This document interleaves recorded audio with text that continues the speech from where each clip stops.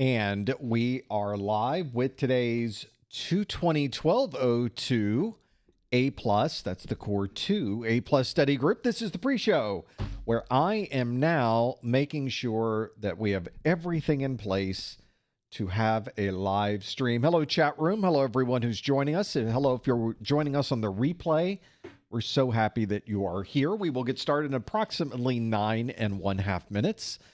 And we'll get everything started. In the meantime, we get to chat with the chat room, the aptly named chat room. I check my cameras, which clearly are not working. Wait, up and up. There it goes. Okay, now cameras are working. We're checking recordings. Recordings are good. We have done our podcast intros already. You missed that part. It really is compelling audio. I'm so sorry you missed that. But it is something at least decent. People are checking in from everywhere. Thanks for being in the chat room, everybody. Folks are checking in from Montana. I'm going to be going out to Montana soon. I got kinfolk out there. We're going to go see them. Atlanta's here. New York. Hello. Hope everybody's doing well. We are doing our Core 2 study group today. And I've said this, I think, for the last month or two. We have done these on a Friday. Not because I wanted to. I mean, I do want to, but Friday is not my first choice for doing these, but it seems to have worked out okay. Normally, we would do these on a Tuesday, Wednesday, or Thursday. I try to avoid Monday. I try to avoid Friday. But the chaos that is my life, the things surrounding me sometimes dictate my schedule, and I have no control over that. So that is what we're doing right now. I'm trying to have more control over my schedule. So that is how we came to be on a Friday. Hello, everyone. Welcome to Friday. It's the gateway to the weekend. It really is not a bad day to do a live stream. It's kind of a little more relaxed. Maybe not that relaxed, but it is a little bit of a more casual day. I don't know that I'm more casual now than I normally am, however. Hope everybody's doing well. We are now going to work on getting things going. I guess I could put up the lower third. If you'd like to put your virtual pin in our digital pin cushion, you can do that. There's folks checking in from all over the place. There's North America's checking in. We got folks in Europe. I see people in the chat room who are in South Africa, Nigeria, and Vegas. So there's the mix. There's the difference in things that are happening. People checking in from Dubai, Cameroon. We've got Bradenton, Florida. There's my Floridians. Hey, everybody. Folks checking in from AZ, which I'm assuming is Arizona, but, it might be something else. Syria is here. We got folks who are checking in. We got a lot going on right now. North Carolina here, Sweden. So nice to have everybody here. Thank you for checking in wherever you happen to be. We appreciate you being here. There's always something interesting going on in the industry, always something unique, and we always see weird things happening from time to time. And so this is a chance that we can talk tech, kind of talk about what's going on, and of course, see how much you have learned on your Core 2 study group, on your Core 2 studies themselves. So we will test your knowledge. So settle in. Grab a beverage. We will get things going here shortly. I've had my coffee, so we're good. I'm doing good. We're all right. It's now a point of me getting through the next 2 hours and making sure this works. I woke up this morning, and I'm an early riser, I guess, relatively speaking. I guess I get up about 6 or 7, sometimes earlier, sometimes later, rarely later. And so I wander into the studio. I'm doing my normal morning tasks. I have a group of things that we do to kind of get the day going. Internet goes out. Now, when you're planning a live stream for this study group, the last thing you really want, really the last thing you really want is your internet to go down. So I have no idea why it happened at 7:30 in the morning. It was only down for like 20 minutes. And back up, and we've been solid ever since. It's now 12 noon local time, or about almost 12 noon. So it's been a number of hours, and we've been very, very stable, and I've been doing tests and sweating about it and worrying about it the whole time. But everything seems to be working. I'm saying that in the expectation that perhaps, maybe, there's a possibility that things may not go 100%, but that's okay. I'm aware of it. And if something does go sideways during the live stream, first, it would not be the first time. I think we're all aware of this. And we will get through it. I'll make sure everybody is aware of what's going on. And I can always hop over to the YouTube chat and let everybody know what's going on. Even if we lose main internet connectivity here, hopefully my secondary internet connections will be available. I keep thinking that I'm going to put a 5G router or a 5G modem. I don't know technically what they call it from the folks at my local AT&T/Verizon/whoever. And because my gateway to the internet, my internet router, if you will, it supports a backup connection. So if it notices that the first connection is down, your internet is down, and it determines this based on connectivity to remote devices, not based on signal. Because I never lost signal, I just lost connectivity, probably or a next router up. It will switch over to a backup connection. So I can have a primary and a backup. This is not unusual configuration on a number of routers these days, but that is what I'm thinking. What do I put into the backup? Do I put Starlink into the backup? Not real happy with streaming video over Starlink. I don't know that that is optimal. I would like to stay terrestrial. 5G is an option where I happen to live. There's a lot of 5G antennas. I get pretty good 5G throughput on my phone. Let's try. My phone is one of the latest iPhones. Let's turn off Wi-Fi.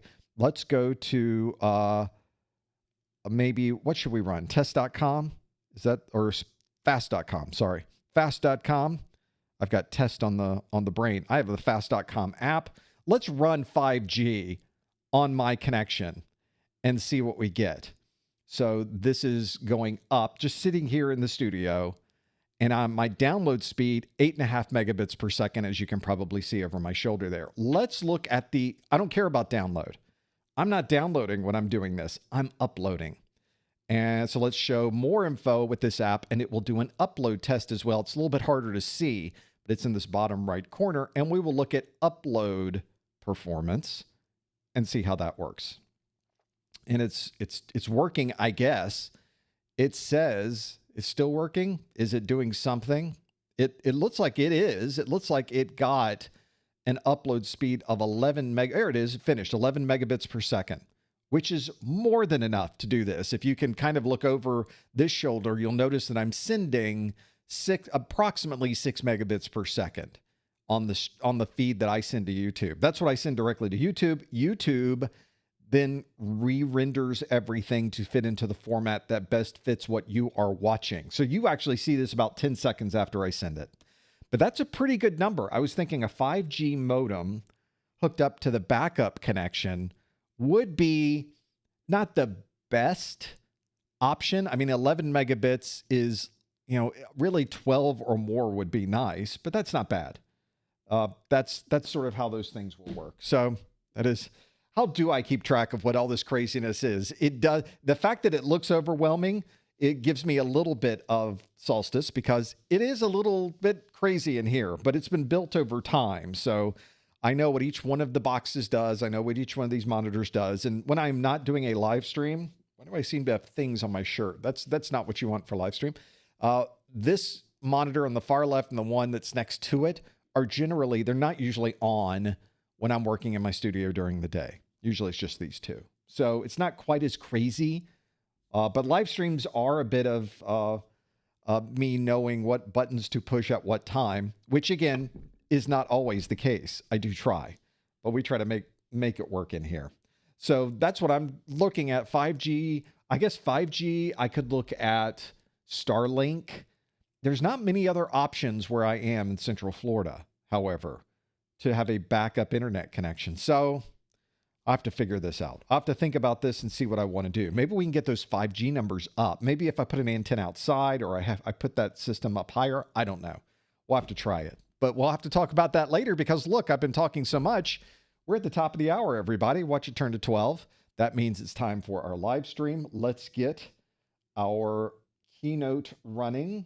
It's going to drive this laptop that is next to me. We want a green light. We got the green light. We'll start the green light. It clicks over. I see this. I see that there. That means it's time to begin. Why don't we do that? Here we go, everybody. Hello, everyone. Welcome to the March 2026 Professor Messer 220-1202 A+ Study Group. This is the study group where I ask you questions that come directly from the CompTIA exam objectives. We get to see just how much you might know about these topics. I have brand new questions for you this month, as we always have, along with a performance-based question. And of course, in the second hour, we will be taking your questions as well. We would love to have you join us for that. And as you are going through this first hour, you can, of course, submit those questions at any time. The key for all of this, to both answer questions and to ask questions, will be at the link that you see on the screen. That is the link that says professormesser.com/QA. That is the link that will take you to our questions and our answers. It allows you to submit questions for the second hour. You just open up a browser window, pop open a new tab, and just go to that link and just stay there. And that will get you all the information that you need to make this happen. So that you are aware, I do my first question as a question that we did in a previous study group. We call this our rewind question, just to see if you're able to get into the Q&A option to be able to answer these questions. Our number one rule on our study group, of course, is please do not put answers into the chat room. Please do not put hints into the chat room. Instead, you want to use that link, professormesser.com/QA, to answer this question. So with that in mind, here is our rewind question of the month. It is, a technician believes a mobile app upgrade suffers from a memory leak. Which of the following would be the best way to troubleshoot this issue? Would it be to verify the App Store download, deploy an MDM policy, disconnect from cloud services, enable developer mode, or restart the mobile device? Now, we've got a number of options there to choose from. If you think you know the answer, you want to go to the link on your screen, professormesser.com/QA, to submit your answer. Please no answers in the chat room. Please no hints in the chat room. We're going to come back to this question in just a moment. So get your answer locked in, and we will see how well you do in just a moment. Thanks so much for joining us here on the live stream. If you're watching this on the replay, you are welcome to be here as well. Hopefully, you're able to get some information out of this that will help you with your Core 2 exam. But of course, we're not doing live streams all the time. We have our entire archive available on our YouTube channel. If you'd like to go through and look at our previous study groups, that playlist is available at professormesser.com/YouTube, along with every minute of every video that we created for our A+ course. Everything is on YouTube. So you can go to professormesser.com/YouTube. Of course, we have our daily pop quiz questions for A+. You can find those on the platform previously known as Twitter. We should probably update this to just be professormesser.com/X, but Twitter will take you to both places. professormesser.com/Instagram, professormesser.com/LinkedIn/Facebook. Well, you get the idea. You just type professormesser.com/ and then the name of the place you would like to find us. And hopefully we're there. And if we're not, let me know. We'll work on getting to wherever that place might be. The internet is changing all the time, and I like to change with it. Of course, if you are already A+ certified, you might be watching this to earn a continuing education unit credit. If you don't have your certification yet, this won't apply to you. But for those of you that would like to collect a webinar category CEU, listen in sometime during this first hour, and I will give you instructions on how you can earn that webinar category CEU, that 1 hour that you can add to your list. I'll also let you know that today we're going to be talking about the A+ exam, and I've had a number of people email me and say, do you have the A+ exam for 2026? Do you? Every year there's people asking about the A+ exam for that year, but A+ doesn't work that way. CompTIA doesn't submit a new exam every year. They do it approximately every 3 years to 3.5 years. So the exams currently are the 220, 1201, and 1202. These were released on March 25th of 2025. So the exams that were released about this time last year will still be around until September of 2028. So you've got a nice ramp, a nice window of time that you can study up and be able to earn your A+ certification. You don't have to worry about these exams changing anytime soon. You don't have to worry about information being thrown out, new topics being added. That will all happen sometime around that September timeframe. So don't worry so much about will this exam change, because the exam that was released on March 25th, 2025 is the most current and the one you will be tested on when you walk into that exam room. I will also let you know that you need to earn a 700 on a scale from 100 to 900 to earn your 1202 certification. Well, I guess the 1202 is just an exam that you're passing. You'll need to pass 1201 and 1202 to earn your certification. But if you've already taken the 1201, passing the 1202 would obviously give you that cert. Notice that you have to do a little bit better on the 1202. You have to earn a 700 instead of the 675 that is expected on the 1201. That's pretty close to each other, however. And I think with the studies that you put in on our courses, the additional training materials on our website, these live streams, we're giving you everything you need to help you study and learn everything that's going to be asked of you on this exam. The exams themselves cover different topics. If you're not familiar with the Core 1 and the Core 2, this is a summary of the topics. Since we will be doing Core 2 today, all of the topics will be associated with operating systems, security, software troubleshooting, operational procedures, and potpourri. So we got a little bit of everything that we're going to mix, and I try to go through each one of those so we get a smattering across all of those different topics. If you have watched this video replay in the past, you may not even realize that we have an audio-only replay that we distribute over a podcast format. So if you have a favorite podcast listening program, you might want to add us into your mix. You can find the RSS feeds and other information for our A+, Network Plus, and Security Plus study groups at professormesser.com/podcast. Of course, you have the option there to be able to watch the video or listen to the audio. If you are on a streaming audio service like Spotify, you can, of course, just search for Professor Messer, and our videos our audio is already there on Spotify. So if you happen to be working out, you happen to be driving in the car, all of this information is available with a couple of clicks, and you will find it all online wherever you happen to be, hopefully. If it's not there, again, let me know. We'll figure this out. About a day after we finish this live stream, you'll notice that the YouTube video description is populated with a detailed breakdown, a second-by-second, minute-by-minute breakdown of everything that we do in this live stream.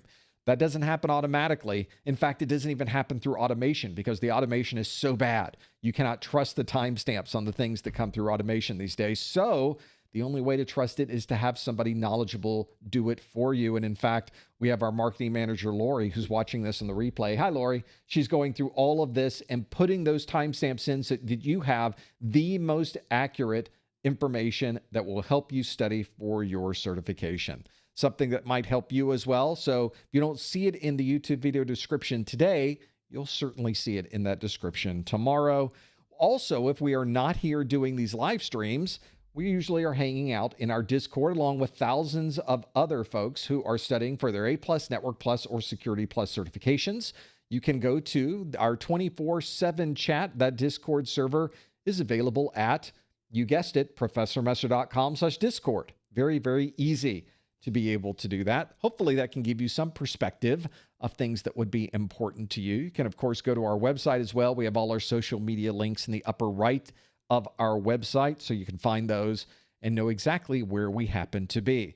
Also let you know that eventually you will need to take your exams, and you have to pay to take these exams. Oh, that's how they get you. But one thing you can do if you happen to be in the U.S., Canada, or a U.S. territory is you could save money when you take these exams by going to professormesser.com/vouchers. These have discounts that are already built in to our website. You don't have to know any special coupon codes. You don't have to load anything extra into your browser. All you have to do is go to professormesser.com/vouchers, and the vouchers are already discounted. These are the same vouchers you get on the CompTIA website. There is no difference in the vouchers or their capabilities. The only difference is you're coming to our site and you're paying a little bit less. Not only are you paying less, since you're coming to my site and you're nice enough to purchase a voucher and help support what we're doing, I want to give you something else. So you get a copy of my Exam Hacks ebook. This is an ebook we do not sell. The only way you can get this ebook is through the purchase of a voucher or the purchase of a success bundle, and it gives you a list of tips and tricks that I've accumulated through the years to take and pass these CompTIA exams.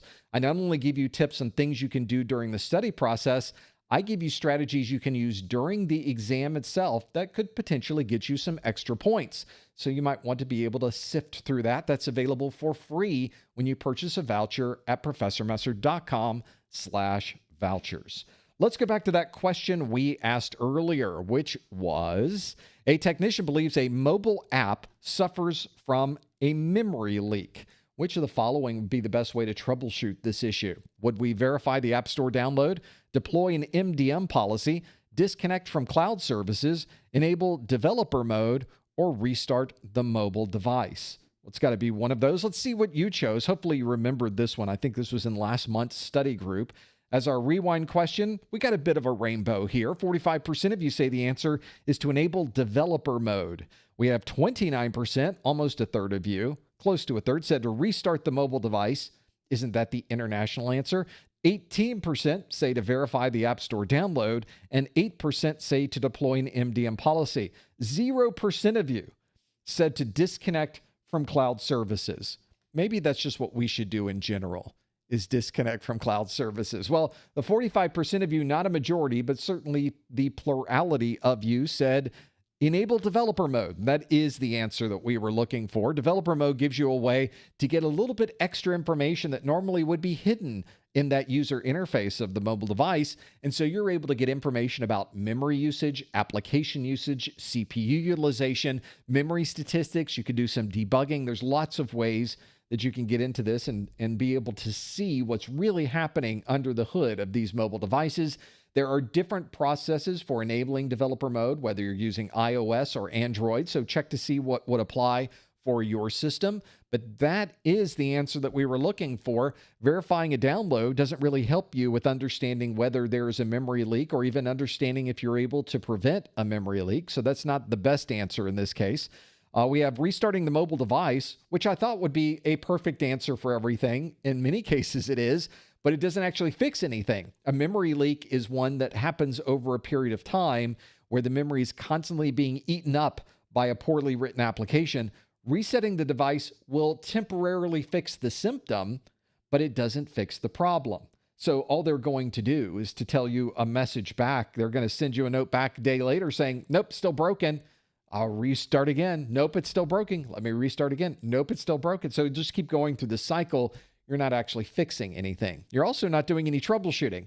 You have no idea why the problem occurred, and you have no idea why restarting the system fixed the problem. So this is one where restarting is perhaps a quick fix to the symptom, but ultimately not a fix to the problem, not our best option. Developer mode tells you a lot of information, and that really is the best choice, especially when you're troubleshooting these mobile devices and so much is hidden from you.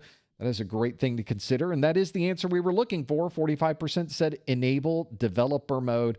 Also, deploying an MDM policy is not going to help you understand anything about what's happening with the internals of that device. These policies that require you to log in with a passphrase or to disable features on your device doesn't actually troubleshoot this particular kind of problem.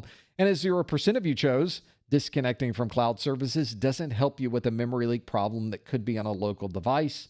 That is not a very good troubleshooting task for this problem. The answer, and the one we were hoping to see, is 145% of you chose enable developer mode. Well done. Let's see if we could do, now that we've done a rewind question that gets us started, now that we're able to get in and answer the questions online, now let's do some more difficult questions. As many of you know, on these CompTIA exams, most of the exam is a multiple choice exam. So you start the exam, and within the exam, most of the questions you're going to get will be very similar to the one we just did. This is a multiple choice question where you have a question and there are multiple answers to choose from. But even if you didn't know the answer and you took a guess, you had a 20% chance of getting this one right because there are 5 different answers. On your exam, there's 4 answers usually, which means your percentage increased to 25%. Well, CompTIA doesn't want to give you a 1 in 4 chance of getting that absolutely correct. So at the beginning of your exam, you will get questions that are not multiple choice. The non-multiple choice questions are questions that CompTIA calls performance-based questions. And performance-based questions are questions that really do help you understand the challenges that could be found on these exams. And they ask you questions in a form that is anything but multiple choice. So it's kind of a broad set of ways they could ask a question. It could be a fill in the blank. It could be a picking from a list. It could be sorting things in a particular order. It could be a drag and drop question. They might put you at a command prompt and ask you to perform a function at the command prompt. So there's lots of ways to ask a question. We can't ask you every possible way of asking a question. There are an infinite number of ways to ask a question, but hopefully we can give you some perspective and some ideas about the types of questions and styles of questions that you might get. So I have for you today performance-based question. This is effectively a fill in the blank. And although I will give you this precursor to this particular question, there are not usually fill in the blank questions on the exam. So I think on this question, it probably would be a drag and drop or a matching question.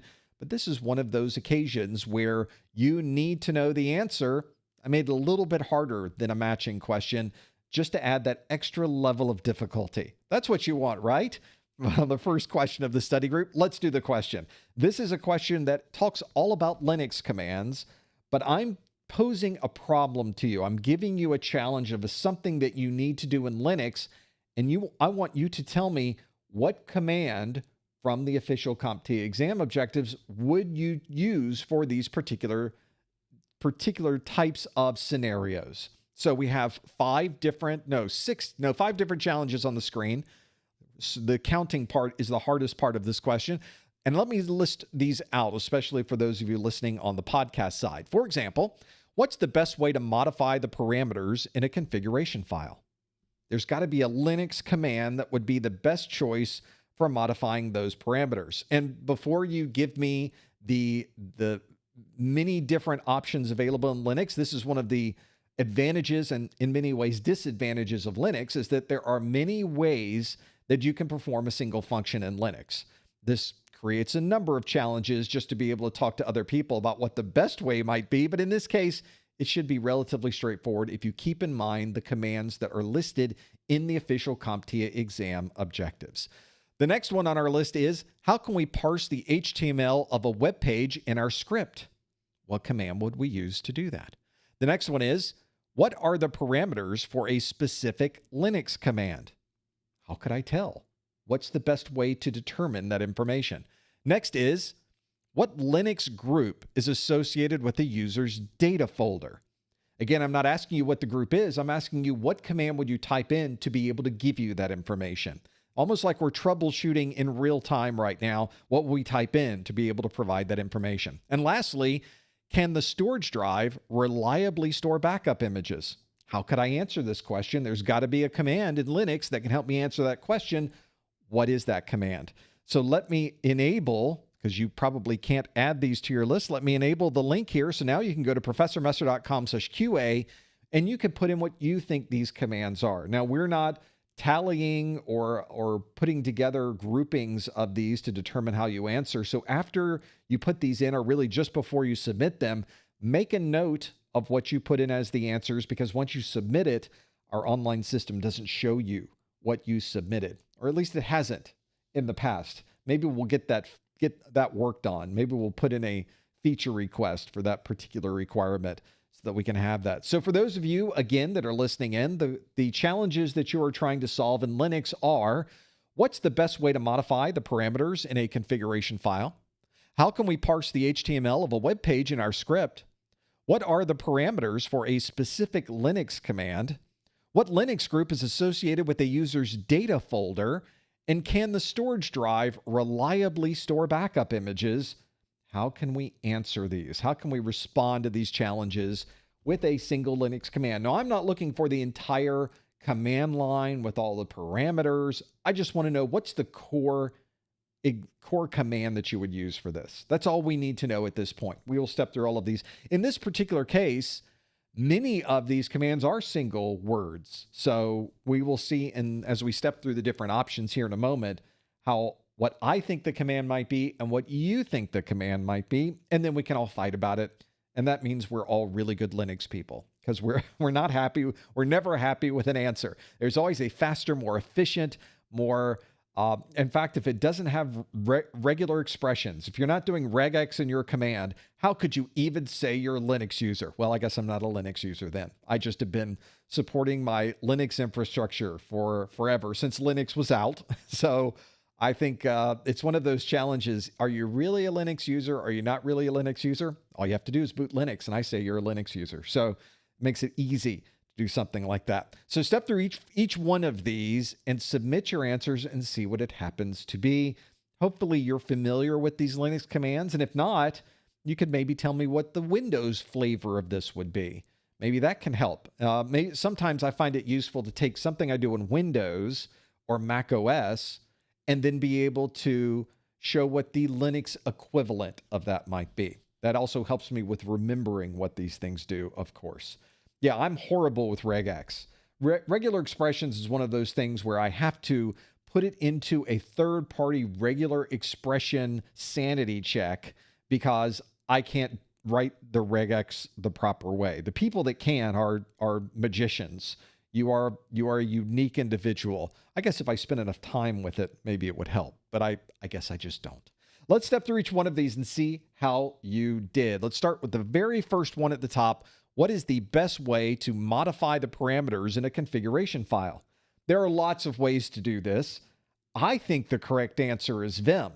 I think the only correct answer is Vim, and I will arm wrestle you over this. However, Vim is not one of those commands in your official exam objectives, and one of the things I told you is I would like you to answer this based on what the official exam objectives provide.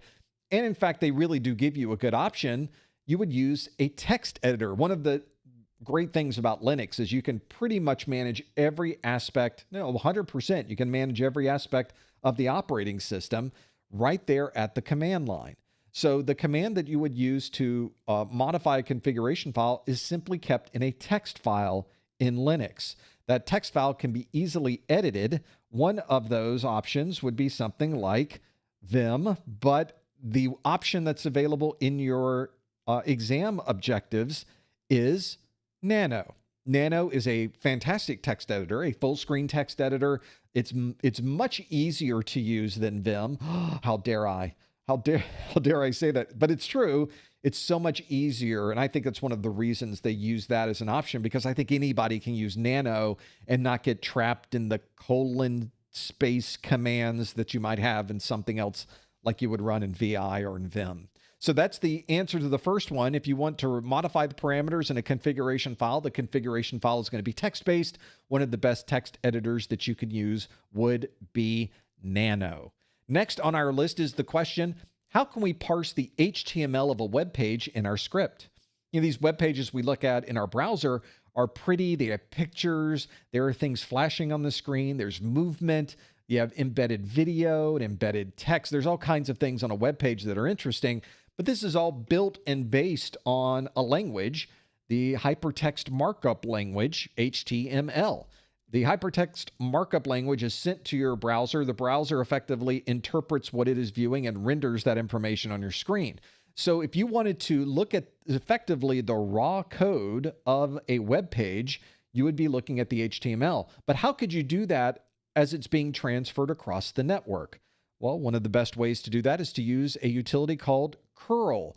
Curl is effectively a text-based front end that allows you to query web pages, and as those web pages are coming back, it shows you all of the raw HTML. Since we are grabbing the raw HTML, we can also programmatically parse through that information, evaluate what we are viewing, be able to manipulate that data and do anything with that. Well, that's a perfect use of curl. So if you're someone who is using HTML at a command line and you want to be able to see what that page consists of, this is a perfect utility to use. I use curl all the time. I have a series of backend processes that run a number of Perl scripts, and it does it from a web server. So I use curl to be able to access those and provide that functionality for me. Next on our list is, what are the parameters for a specific Linux command? All right, this is a command I use all the time because who can remember the detailed parameters of every single Linux command? The answer is nobody. Even if they tell you they can, they cannot. Just one single utility. Let's take something like nmap. Nmap might have 150 different parameters to choose from. There's no way to remember all of that. So you need some type of reference, something like, oh, I don't know, a manual. And of course, the command to view the manual for a command, the documentation for a command, would be the command known as man. It's short for manual, of course. But that man command, you type in man space curl, and it will tell you all of the different parameters and configuration information, and perhaps even examples that you could use to run that particular utility. So if you've forgotten, how does the chmod command work? How does the curl command work? How does nano work? Just man curl, man nano, man. That's what you would do to be able to see the documentation for an individual utility. You don't have to go find a book. You don't have to go out to a browser. You don't have to surf something on the internet. You would simply do the man command. Next on our list is the option for what Linux group is associated with a user's data folder. One of the challenges you have when administering a Linux machine is you will ultimately run into permissions issues. Permissions in Linux are not difficult to understand, but you need to know the commands that would allow you to modify or view those permissions in the operating system.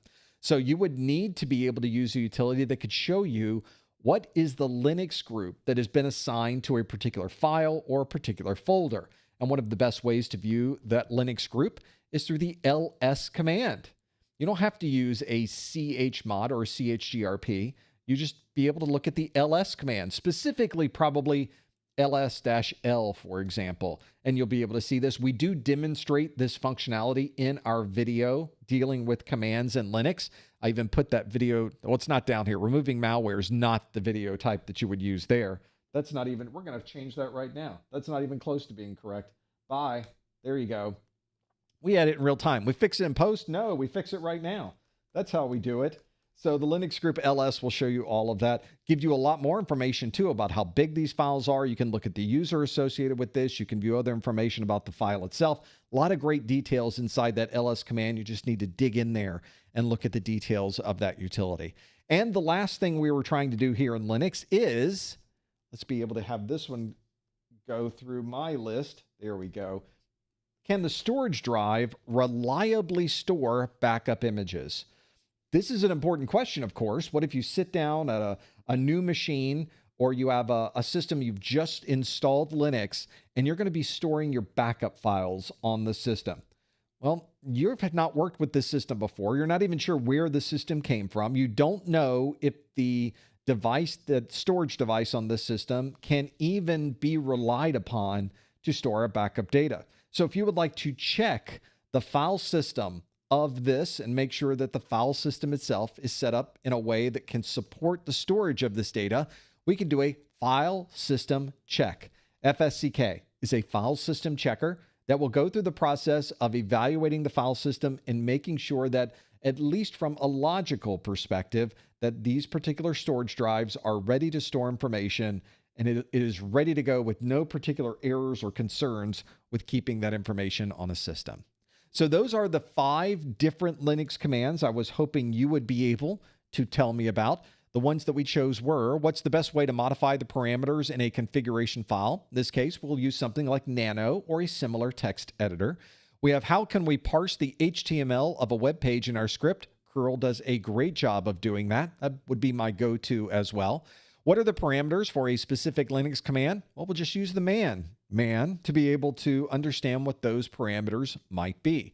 What Linux group is associated with the user's data folder? We could do an ls-l and be able to see that information on our screen. And lastly, can the storage drive reliably store backup images? Well, we will check the file system and make sure that it is ready to receive those details. Hopefully you were able to come up with similar commands on your submission.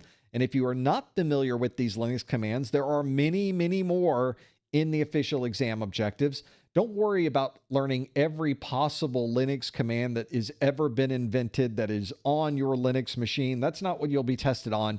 You'll be tested on a subset of those, and the subset is clearly documented in the official CompTIA exam objectives. So if you don't recognize these or you want a little more practice with your Linux commands, that's one of the best places to go. Let's now move past our performance-based question of the month. Hopefully you did well on that one. And let's do some more multiple choice questions. Our next question up asks, a technician is following the malware removal process and is preparing to discuss the removal with the end user. Which of the following should be performed just prior to this conversation? Would it be update the antivirus software, reimage the system, enable system restore, schedule scans and run updates, or launch safe mode? Got a few to run through. One of the things you'll remember if you go back to your exam objectives, there are 10 separate steps in the malware removal process.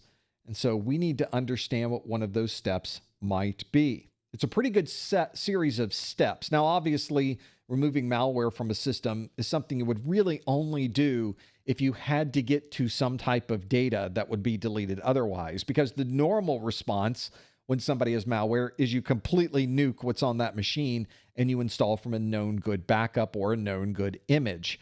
You would probably never go through that 10-step malware process unless there was something very, very valuable you had to retrieve from that system before you nuked it.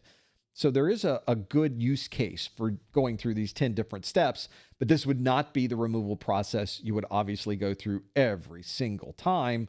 Really would be for specific examples of being able to retrieve data off of that computer.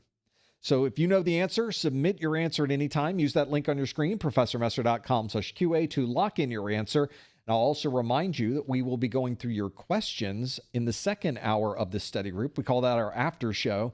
So during this process, if you have a question about IT, about technology, or even a question about anything else, I guess, you're welcome to ask whatever you would like by using that same link. There's a tab at the top of the screen that allows you to shift between answering questions and asking questions. So that's where you should go. professormesser.com/QA. Let's see how you did with this one. The question asks, a technician is following the malware removal process and is preparing to discuss the removal with the end user. Which of the following should be performed just prior to this conversation? Would we update antivirus software, reimage the system, enable system restore, schedule scans and run updates, or launch safe mode? Which one would you choose? Let's find out what you would choose. We'll hit our stop button here, close our poll, and see how we did. A bit of a rainbow as well. We did not get a majority, but the plurality of you, 39%, said you would enable system restore. 29% said you'd launch safe mode. 16% said to update antivirus software. 12% said to schedule the scans and run some updates. And only 4% said to re-image the system.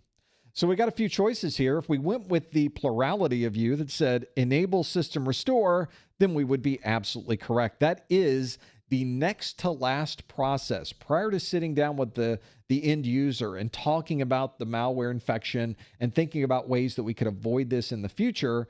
We need to enable system restore. And you may be thinking, is system restore already enabled on our computers? By default in Windows, it certainly is. But one of the earlier steps in the malware process, the malware removal process, was to disable system restore, because some malware, most malware, will embed itself in that system restore file. So the way that you get rid of all those files is to turn off system restore, and it deletes all of your system restore points. Something that's a little painful, but we can't trust those system restore points anymore, and that's why we turn it off.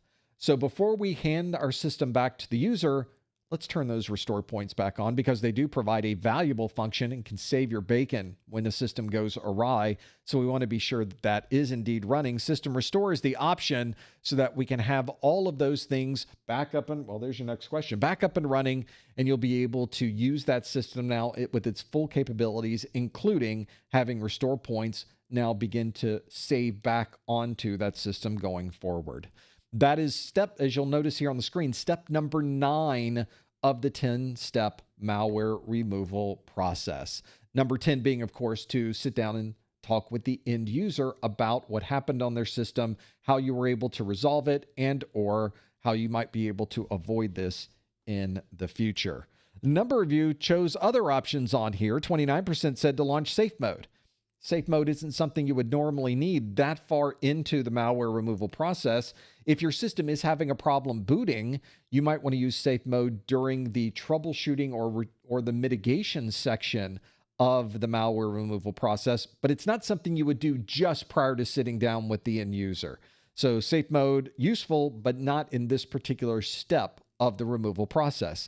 16% of you said to update antivirus software, and indeed that is an important step in this entire process to make sure our antivirus software will protect you from the latest viruses and malware, but having this occur just prior to the last step would not be the best point, so not the answer we were looking for. 12% said to schedule scans and run updates. That, again, is also a previous step in the removal process, but not the step you would do just before turning a system over to a user.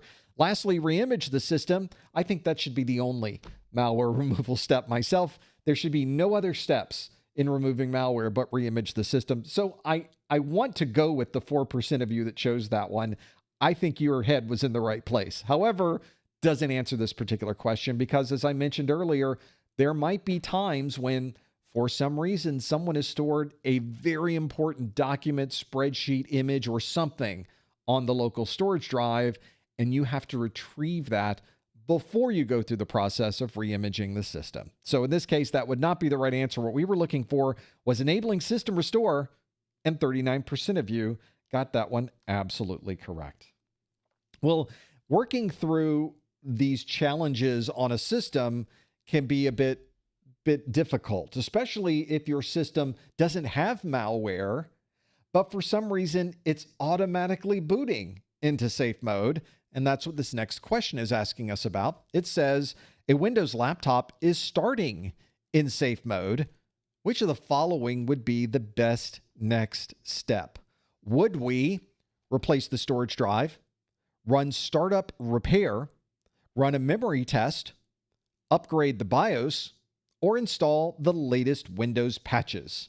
You've got a few choices to select from there. All of these are good troubleshooting tasks, but perhaps not the best troubleshooting task for this particular problem. The question again asks, a Windows laptop is starting in safe mode. Which of the following would be the best next step? Would we replace the storage drive, run startup repair, run a memory test, upgrade the BIOS, or install the latest Windows patches? If you think you know the answer, you can put them in at the link on your screen. Go to professormesser.com/QA to submit those answers. And again, as always, please no answers in the chat room. Please no hints in the chat room. We will instead go through the process of compiling those answers at the link that you see on your screen, professormesser.com/QA. This is something that you don't really like to see. Someone who's just starting up their computer and it's in safe mode is probably not the healthiest configuration. Now, there are a number of people that I've worked with that they just ran in safe mode all the time. They have given up on making their computer work properly, I guess. And that's something, as someone who wants to see a system running at peak efficiency, that drives me crazy when I see someone start up in safe mode. It says safe mode all over the screen, and they're just using it like it's a normal day for them. That would drive me crazy. That is the Windows equivalent of not replacing the battery in your smoke detector. And every minute it beeps, that very obvious beep that for some reason some people don't even hear. I think it's outside the realm of listening for humans. I'm not sure what that's like. Yeah, that's right. Isn't safe mode safer? Of course. That's why you're running in safe mode. It's so much safer than regular mode. That's not what safe mode is. That's not what it does. Maybe that's what the users were thinking. Let's see what you were thinking on this one. The question again asks, a Windows laptop is starting in safe mode. Which of the following would be the best next step? Is it to replace the storage drive, run startup repair, run a memory test, upgrade the BIOS, or install the latest Windows patches? What did you choose? Well, let's find out. We'll close our poll and see that 70% of you say you would run startup repair. But 13% of you, at least double digits here, say to run a memory test. And then we have single digits. 9% said to install the latest Windows patches. 5% said to upgrade the BIOS. And 3% said to replace the storage drive. Well, this is one where when you boot up a system, it is not supposed to boot into safe mode. It is supposed to boot into the normal Windows desktop. And if it is booting into safe mode, we might have a problem. There are a number of issues that can occur during the boot process. Maybe we're getting a missing NT loader. Maybe we're getting a missing operating system. But if it ends up booting finally past that, but it boots into a safe mode, Windows is not starting normally. This is not normal. It is not safe, and it is not normal. It is a safe mode, but it is not a mode that you should be in. So I think one of the things that we often overlook, I think maybe because it's an automated process, is to run the Windows built-in startup repair. It will go through the process of diagnosing the startup process and understanding where problems might be occurring. And in many cases, crazy enough, Windows would actually fix these things. When you're going through this, in fact, if you use this startup repair function when it was first introduced, which I want to say maybe Windows XP days, maybe just after that, maybe Windows Vista, somewhere in there, it wasn't that great. It was okay, but it really did not have a good diagnostic functionality for every possible problem that might occur during the startup process. But now, in its latest iteration, it has really evolved into a very useful troubleshooting tool, and many times can absolutely fix your problem without you having to do anything. What's better than that?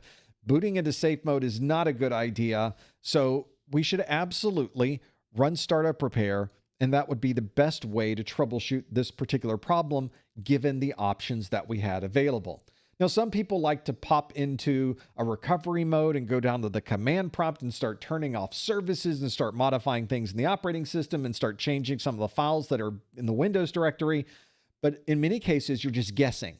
The Windows startup process is a complex set of steps that occur from the very beginning to the very end. And especially if you're running things like BitLocker, this adds another level of complexity into the boot process. It's not a simple thing to troubleshoot.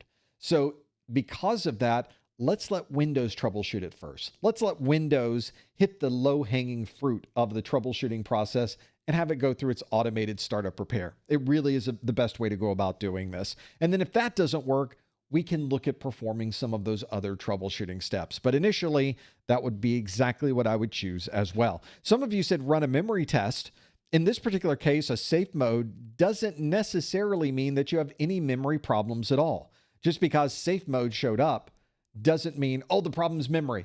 It could be a storage drive. It could be a bad driver. It could be a video issue. It could be just a file configuration file inside of Windows.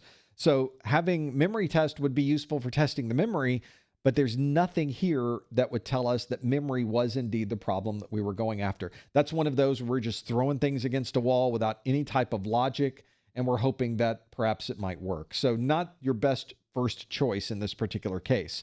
9% of you said to install the latest Windows patches. Well, one of the challenges with this is we don't know what's causing the problem with safe mode. So we don't know if Windows patches would help. We don't know if installing Windows patches would hurt. So before you start making significant changes to the base operating system of this computer, we know that once upon a time, it booted fine.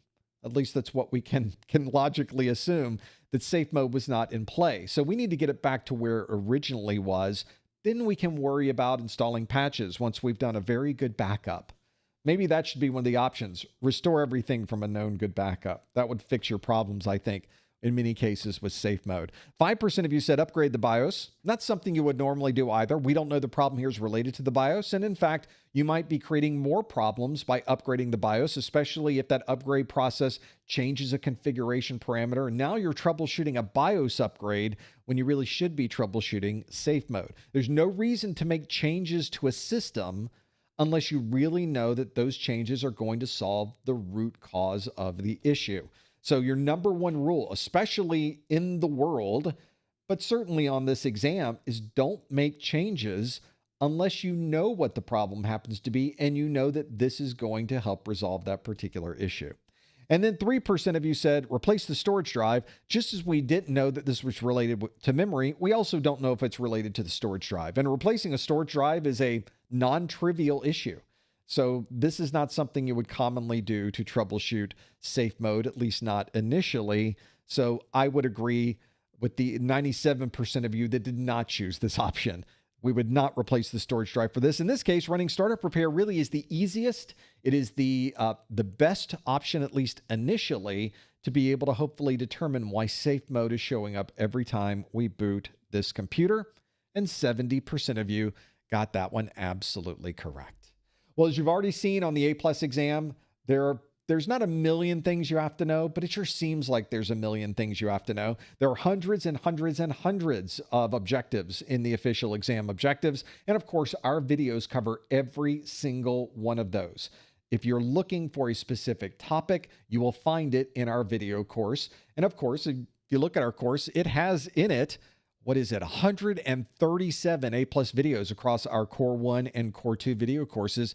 That's over 19 hours of content.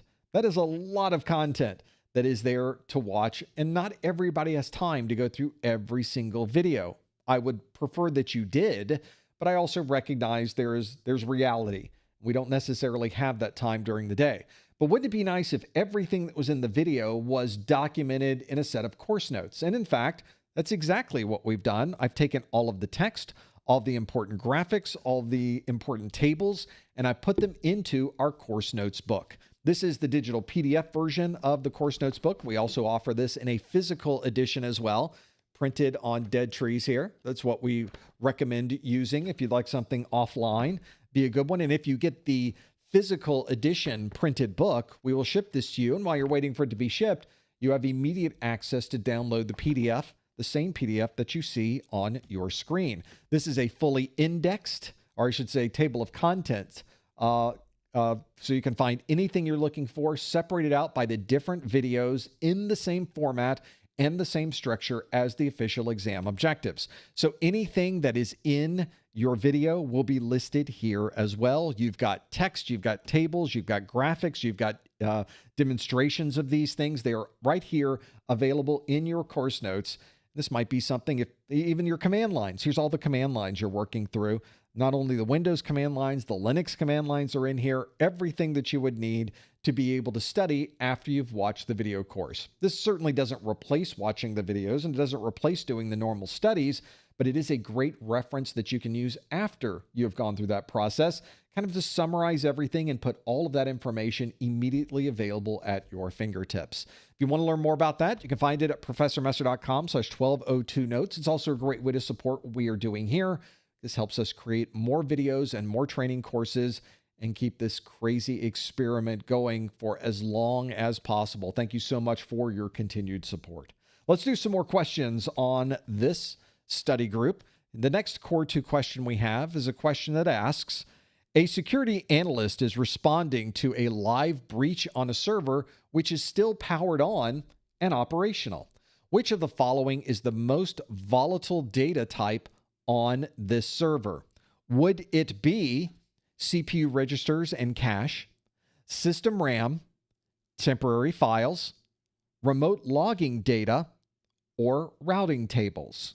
All kinds of data that we're talking about here, but only one will be the most volatile. The question again asks, a security analyst is responding to a live breach on a server which is still powered on and operational. Which of the following is the most volatile data type on this server? Is it CPU registers and cache, system RAM, temporary files, remote logging data, or routing tables? Do you think you know the answer? Go to professormesser.com/QA to lock in your answer. Please no answers in the chat room. Please no hints in the chat room. You want to instead lock them in at that link on your screen, professormesser.com/QA. I think a number of you might know this one. And one of the challenges you have with understanding what data types may be the most volatile and the least volatile is there's a huge amount of data that's inside a system. We give you some examples in our videos of some of the most common data types, but of course, that's not a comprehensive list. There are lots of different data types that you might use inside of a system. We've only given you 5 different options on this screen, and certainly there are many, many, many more. Not only many more from our course, but many more in general. And of course, new data types are being created all the time, it seems. So This can really depend on the system you're using, what type of data is on that system, what type of applications. So you have to be aware of kind of the half-life of data. At one point, will data disappear? That's really what we're asking in this particular question. So a lot of you got your answers in really quick this time, which gives me hope. Let's see how we did. We did really good on that last question. Let's see how we do on this question. The question asks, a security analyst is responding to a live breach on a server which is still powered on and operational. Which of the following is the most volatile data type on the server? Is it CPU registers and cache? Is it system RAM? Is it temporary files? Is it remote logging data? Or is it the routing tables? Let's now stop the poll and see what you selected as the most volatile data type. And it's a rainbow, everybody. In fact, it's a tie for first place, a literal tie for first place between CPU registers and cache at 35% and system RAM at 35%. We have temporary files or remote logging data at 15% and temporary files at 11%, and only 3% for the routing tables. As I mentioned, one of the keys with volatility is understanding how often does this data stick around. We want to grab that data before it disappears, so it's important we know when will this data disappear so that we can grab it now before maybe going after other data types that may still be around. So the important part is to grab as much data as possible, but you need to grab it from the right places. If you go to my video, I have a little chart that demonstrates an example of this. And as I mentioned, this is a summary of some of the most popular data types, but it is not a comprehensive view of every possible data type you will run into. You can see the top of the chart is the most volatile data types. These are the ones that will disappear the fastest. And it goes all the way down to the least volatile data types, which is the type of data that disappears the slowest, if ever. Some of these data types will stick around for years. Some of these data types will stick around for nanoseconds. So it just depends on what data type you're selecting. Notice that the least volatile data type in my chart is archival media. So if you have backup tapes, backup documents, backup files, backup drives, you might even send those off to a storage site that is off-site to keep them safe and something happens to your building. Those might stay at that archival site for a year, for 3 years, for 7 years. Some people keep their data a huge amount of time. So that type of data we would consider as being least volatile because it's going to be stuck in a safe somewhere off-site and it's not going to change for 7 years. I think we don't have to worry so much about that one. But here at the top is probably, this is probably the most volatile data type. I don't think I could put any other type of data above this one. The registers that are in your CPU, registers are a small holding space within the CPU that allows it to use as calculations and storage areas during the CPU process. Then the cache of your CPU, also on the chip of your CPU, is something where it's also storing additional data, especially if it needs to access that data later. All of that is on the CPU chip itself.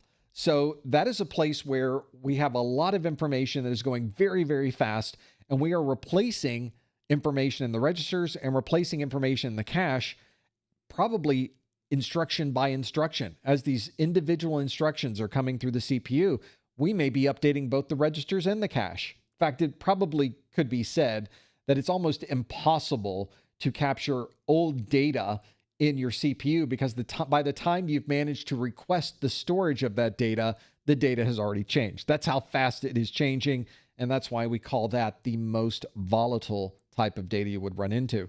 System RAM is information that might be stored somewhere else. So these are in an odd place, aren't it? We don't have system RAM in here. We have some memory that's in here. And there are other statistics and information we would keep in the memory of our system. So we'd have that maybe in our second most volatile. Not the very most, but just underneath CPU registers are things that we would keep in the memory of the system. And the reason that one is volatile is because we might turn off our computer. And of course, when you turn off your computer, we lose power to the memory, and the memory very quickly loses all of that data. That's why when you turn a computer back on, all that information you had loaded is no longer loaded. It's all gone out of the memory. We now have to reload it into memory because the only time you're able to take any type of action on this data or use an application it needs to be in the memory. So that is a place where memory would not be the answer we were looking for. 35% of you said system RAM. System RAM actually sticks around a little bit longer than the CPU registers or the CPU cache, but not much longer.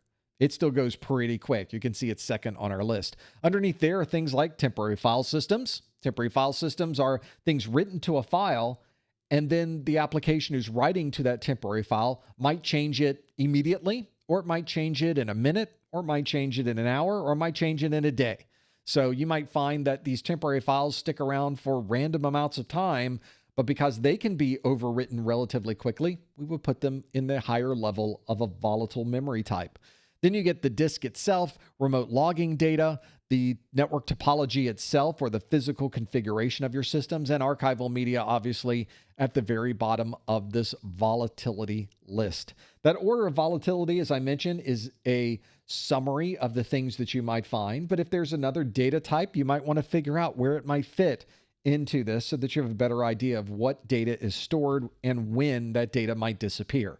So we've gone through all of these data types. We know now that the system RAM is a little bit less volatile than CPU registers, and that's why CPU registers would be the right answer. In this particular case, 35% of you got that one absolutely correct. If you're watching this video for continuing education unit credit, I would love to send you an email that gives you a 1-hour webinar category CEU. The way that you can earn that email is to follow these instructions. You go to the top or the bottom of the Professor Messer website, and you click the link that says Contact Us. That Contact Us link is going to bring up a form. Inside of that form, put your name, your email address. In the subject line, please put March 2026 Core 2. And in the body of the message, on a line by itself, put the super secret code words of the month, CPU registers, system RAM. Those are your super secret code words of the month. You can also put anything else you would like into that message. I do read through every single one of those, but you don't have to. If that's all you need is that email sent back to you, that is the only thing that you need to put in there. You can submit that. It takes me about a week to turn these around, sometimes longer, sometimes shorter, but I will get that back to you. So be looking in your inbox for an email from me that has been digitally signed. That digitally signed email certifies that you were here for a 1-hour webinar category CEU. Again, those instructions, if you missed it the first time, go to the top or the bottom of the Professor Messer website, click the Contact Us link, put in your name, your email address. In the subject line, please put March 2026 Core 2. And in the body of the message on a line by itself, put the super secret code words of the month, CPU registers, system RAM. I think I got that right twice, right? Kind of make this up as we go along. So here's a good example. CPU registers, system RAM. So submit those to me and I'll get those turned around probably this weekend. Might be able to do them pretty quick and make all of that happen. So that is the way that you can, of course, keep up with all of those. We're not quite at the top of the hour, so I want to do maybe a couple more questions as we go through this. This next question on our list asks, an administrator needs to install an operating system on a large batch of computers without using physical media like USB drives. Which technology would be the best choice for this requirement? Would it be this large set of abbreviations? The abbreviations are, and I will spell these out just so we're clear on that. The best choice for this requirement is ISO, UEFI, MBR, SATA, I'll just say that one, and then PXE. Got a few choices to choose from. An administrator needs to install an operating system on a large batch of computers without using physical media like USB drives. Which technology would be the best choice for this requirement? Would it be ISO, UEFI, MBR, SATA, or PXE? If you know the answer, submit your answer at any time using that link on your screen. Go to professormesser.com/QA to submit your answer, and I will try to use the appropriate abbreviations when we look at the answers for this. This might be a good one you're familiar with. Let's see how you do with this one. If you've ever had to install an operating system on a bunch of computers, you may have been tasked with this. Can you imagine doing it with the USB drive? There's 100 computers here. I'll just take this one USB drive and go from one computer to another computer to another computer. That's not as efficient as we would hope. That would take you forever to get through all 100 of those computers. There's got to be a faster way, isn't there? And there is. And that faster way is the answer to this question. So let's see how you do with answering it. Again, a lot of people answering very quickly on this one. So I have a good feeling. Although, didn't we answer quickly on the last one? We did so great. So it's not obvious. I try not to peek. There is an option that allows me to look at the answers before I hit the button. But what fun is that? I like to be as surprised as you are. So we're going to see how we do with understanding this particular question and what it might be in this particular context. The question again asks, an administrator needs to install an operating system on a large batch of computers without using physical media like USB drives. Which technology would be the best choice for this requirement? Would it be ISO, UEFI, MBR, SATA, PXE? See, I just spelled out everything, which made it even sound sillier. What did you choose? Let's find out. We're going to close our poll. Let's have a look at the answers we got. We did get a majority on this one. 54% of you say the answer is PXE. That's how you would commonly pronounce that abbreviation. I would say commonly. There's a lot of different abbreviations we use in this industry, and we actually have different pronunciations depending on who you are or where you might be in the world. Whenever you hear somebody use an odd pronunciation for an abbreviation, it's probably not odd to them. It's probably just odd to you. Turns out we can use different pronunciations for these. It's not that big of a deal. We also have other options that you did not choose or that smaller grouping of you chose. 23% said ISO. That is the ISO. We'll talk more about that in a moment. 12% said SATA. 9% said UEFI. And 3% said MBR. There's a lot of different ways to boot a computer and a lot of different ways that can get things working without having any type of physical media.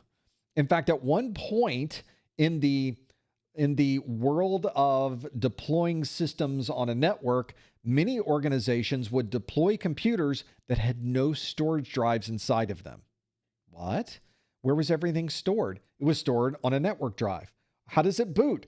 It boots from a network drive. So it would not use USB.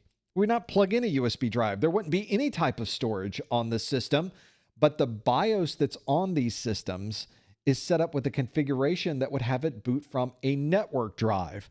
A network drive configuration is something called a pre-boot execution environment. A PXE, as we like to abbreviate it. That's kind of a stretch, but you'll often hear this pronounced as a PXE configuration. You would have a separate PXE server on your network, and that is the server that everyone boots from. So instead of having a local storage drive on everybody's computer, you have a single storage drive on a network server, and that's what everybody goes to boot their system. When you think about it that way, you're simply sort of picking up your local storage drive and just sticking it across the network. Well, that makes perfect sense. That would be a great way to have that work. Of course, you could have physical drives in the system. These days, we use solid state drives and hard drives to be able to do this. There's lots of things we might want to do to support the booting of the system, but our question specifically said no storage drives, no physical media. That's exactly what that means. So you want to be able to be familiar with what the different options might be on your computer. And since 54% of you said PXE, I think we can say now that is absolutely the question that we were looking for. Imagine simply setting up a PXE server, configuring the BIOS in all 100 of your computers and telling it, before you go to the hard drive or the local storage system or a USB drive on this computer, go out to the network, hunt for a PXE server, somehow magically find the PXE server, thank you broadcasts, and be able to connect to and use that as your boot option. So what you technically, logistically should do, set up that PXE configuration, turn on your PXE server, have your install files there, maybe have the installation set up so that you don't even get prompts. It has its own scripting, so it knows what the answers to the questions happen to be. And all you have to do is power on 100 computers and then sit back And those 100 computers will boot from that Pixie server. It will begin installing the software from the Pixie server. It will automatically answer the questions in your installation because you have done a pre-configuration of the operating system, so it knows what the answers are, and you don't have to touch anything. 100 computers can be very, very quickly installed from a base configuration with nothing else on that computer in really just a number of minutes. And that's all done thanks to that single Pixie server across the network. Isn't that much faster than plugging and unplugging a USB drive from all of those different systems? The answer is obviously a big yes. That is something you might think about. So that is why Pixie is the right answer here. 23% of you said an ISO. ISO is a file format. It is one that's most typically associated with an entire drive collapsed into a single file. This makes it very easy to kind of pick up an entire installation configuration and put it into a file and have that installation just in one single place rather than having separate folders and separate files in different places. Everything's in one single ISO, as we tend to call it. But that requires you to have at least some type of storage to put the ISO on so that you can then boot a system separately and then access the ISO. That's a number of extra steps. And as we mentioned in this question, we aren't using any type of physical media for this. So an ISO would not be the technology that we'd be looking for in this particular case. SATA is a storage drive technology. And in this case, of course, we said no physical media. We would not be connecting and doing this using SATA then. Same issue with UEFI. UEFI is a description of the BIOS of your system. And the BIOS itself is not the thing doing the installation. So having a Pixie server is what's really doing the installation. So UEFI would not be the answer we needed. And MBR is a file system type that has nothing to do with booting up, has nothing to do with installing an operating system, has to do with the type and the format that we use to store those files on our system. But we have to get to that point first. We get to that point by using a Pixie server. In this case, that is the answer that we were looking for. 54% of you got that one absolutely right. Well done. Pixie is the answer that we wanted in this particular case. A lot of you did really well on that one. Maybe you've used Pixie servers before. It is a very, very handy feature, by the way. If you're looking to install even on a couple systems, it can speed things up greatly. Having that automation there makes all the difference. One of the things that I want to go through one other question that we have on here, but one of the things I often run into is people would like to really test themselves before walking into the exam. And one of the things I did prior to writing my practice exams book, as I went around to the internet and looked at some of the freely available questions that people might choose on different websites, I looked at even commercial options for some of the practice questions that are out there. And I was really found a lot was lacking. I think that we need some type of questions that we can test ourselves with that give us the same feel and the same tone as the actual exam. I think understanding and getting a feel or comfort level with the style of questioning can help you when you walk into the exam. I also found a lot of the questions I found online were completely outdated, asking questions from previous exam versions that were no longer even covered on the latest exams. So they were effectively wasting your time because there's no reason to test yourself on things that you will never see on the actual exam. And the other thing I found was that some of them were just wrong. I get people sending me emails all the time with, I found a question on a third-party site, and it seems like the answer's wrong. The answer's wrong. One of the problems you have with some of these third-party sites is the people putting the questions in the third-party site have never touched a computer, it seems. They've certainly never taken the exam, or they would know the answer that they were giving was completely wrong. I can't help you with those sites. If you think there's a wrong question on a site, you should go to that site and ask that question. Otherwise, I think I'd be spending all of my time going through that process. So what I did was write a book. I wrote a practice exams book. This is a 380 question book just for Core 2. We have one of these for Core 1 and for Core 2. These have multiple choice questions. They also have performance-based questions, and there are 3 separate exams in this book. Not only do we have it in that physical format, we also have the book in a digital format. Of course we do. And this digital format, I thought we would do a question from the book. Again, same rules apply. Please no answers in the chat room. Please no hints in the chat room. Although we will not be answering this one online, you'll simply be following along with me.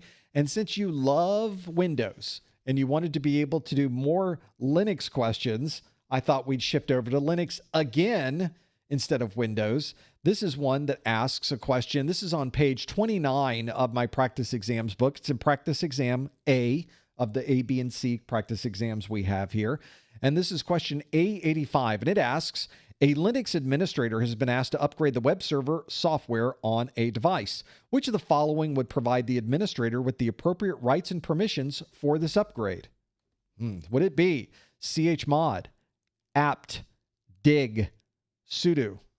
Got a few options to choose from there. Now, this is just the options available for the question. If we want the answer, we would go to page 33 if you just want to know whether it was A, B, C, or D. But we also have a detailed page on page 124. Now, I'm on page 29.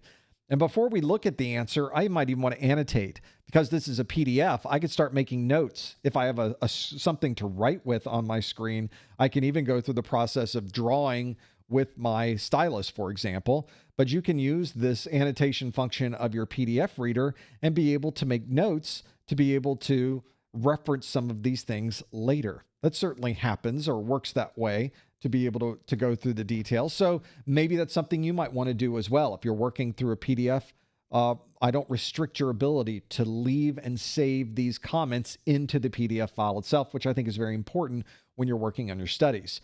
Another thing I'll also tell you is that on the details, page 124, we also are on page 29. Well, if you've ever worked in a PDF, you know you have to scroll to the very bottom. That's not what we're trying to do either. We want to be able to jump right to page 124. So what I did in this PDF is I put links right here on the page. So if I click where it says the details, it takes me to page 124.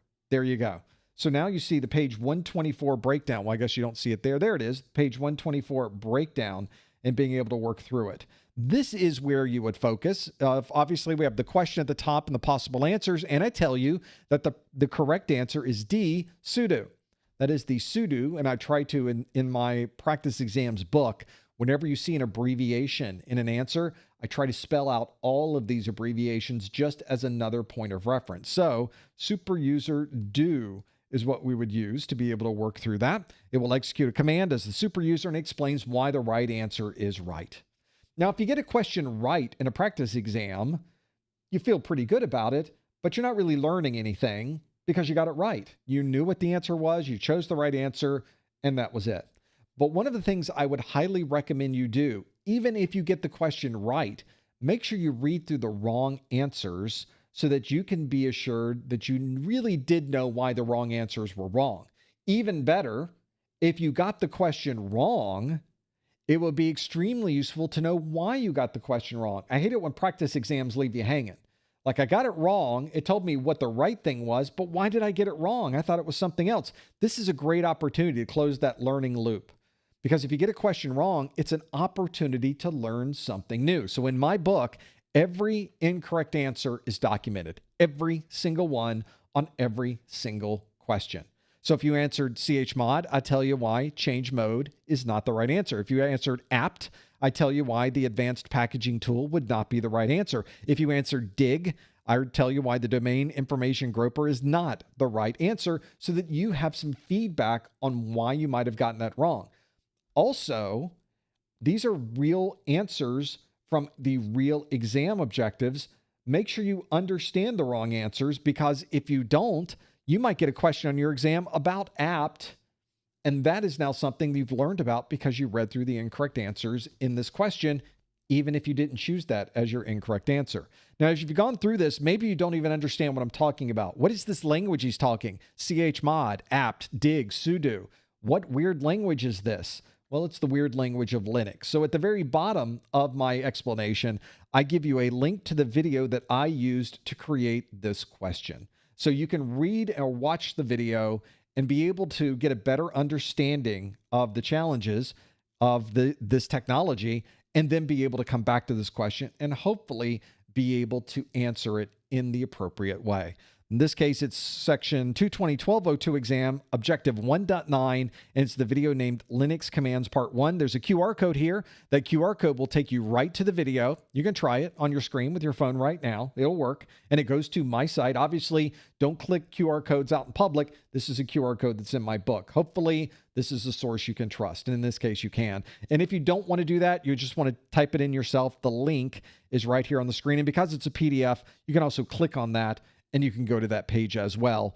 Both of those are available. It also helps depending on if you have the physical book. It's hard to click in your physical book, but the QR codes are still in your book, and you're able to use those QR codes to go directly to the page so that you can use the book in your phone or your tablet all at the same time and be able to make those happen. And of course, since this is a PDF, I now want to go to the next question, but I'm on page 124. Well, let's go back to where we were. Just like your browser has a back button, most PDF readers also have a back button. My back button is here right at the top. And if you're a PDF reader, you don't see your back button or you don't know what it is, look at the documentation for your PDF reader. If I click the back button, click, we're back to where we started, and I can go to the next question that is in our list. Those are my practice question exam books. They are available on my website for both Core 1 and Core 2. I've written every single one of these. This is not something that is done through some type of weird AI that gives you crazy questions and crazy answers. That's no good to anybody. These are completely created from scratch by me. I have made sure that every question is one that focuses on very specific topics from your official exam objectives. It is up to date with your latest set of exam objectives, and you know that every question in here is going to be correct because I'm the one that did it. This is a very good way to also test yourself. See if you really are ready to walk into that exam and see how well you come up with on your first, second, or third practice exam in our practice exams book. You can find out more about that at professormesser.com/core2pe. Well, I've mentioned all this time that all of this is coming directly from the practice exams. The practice exams come directly from your exam objectives, the official CompTIA exam objectives. And you can see that those exam objectives are available on the CompTIA website. Sometimes it's hard to find exactly where these objectives might be. So I made you a link along with a visual instruction guide on where to find these objectives on the page. You can find that at professormesser.com/objectives. This is a great list to have available. Here's the copy that's on my computer. This is what you will download. It gives you an overview of the exam itself, a breakdown of what topics and domains are covered on the exam, and then it gives a bullet by bullet breakdown of every single topic you will be expected to know for this exam. CompTIA sticks to this list like glue. They rarely, if ever, go outside this list. When you take your exam, you will find that all of the questions you are being asked and all the answers available to you are things that you read about, that you know about, because you use this as your study guide. This is your checklist that you'll use probably before you start your studies, and certainly it's a great checklist to use before you book your exam. For example, in section 1.9, identify common features and tools of the Linux client desktop operating system. And you can see all of the things you need to know about Linux are right here. The ls command, the pwd command, the mv command, the cp command, rm, chmod, chown, grep, find, and more. They're all listed here. So there is a specific group of things that are important to know for the exam. You don't need to go outside of the scope of this list. This is definitely the stick, the things that you will need to be able to make that happen. This is a great list, by the way, for checking off and confirming that you really did learn everything you needed to know before walking into the exam. That's a pretty valuable thing. Not all exams, especially in IT, provide you with this level of detail. CompTIA does. You should take advantage of this opportunity. They're effectively telling you, here's everything we could possibly ask. Make sure you know about all of those things. So make sure that's something that will be very, very useful if you go to that point. And I made it so easy for you to find it. Oh, did I mention it's free? It's absolutely free. They do make you give up your email address. That's the only thing they really ask for on that page. A very good thing to trade off, I think, because this is a valuable document.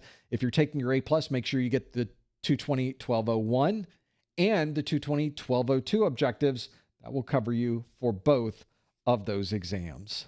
We do one of these study groups for A+, Network Plus, and Security Plus every month. We do 2 for A+, one for Core 1 and one for Core 2. And of course, we have our dates here for our Core 2 study group next month, along with our Core 1 study group. And the Network Plus and Security Plus are on here as well.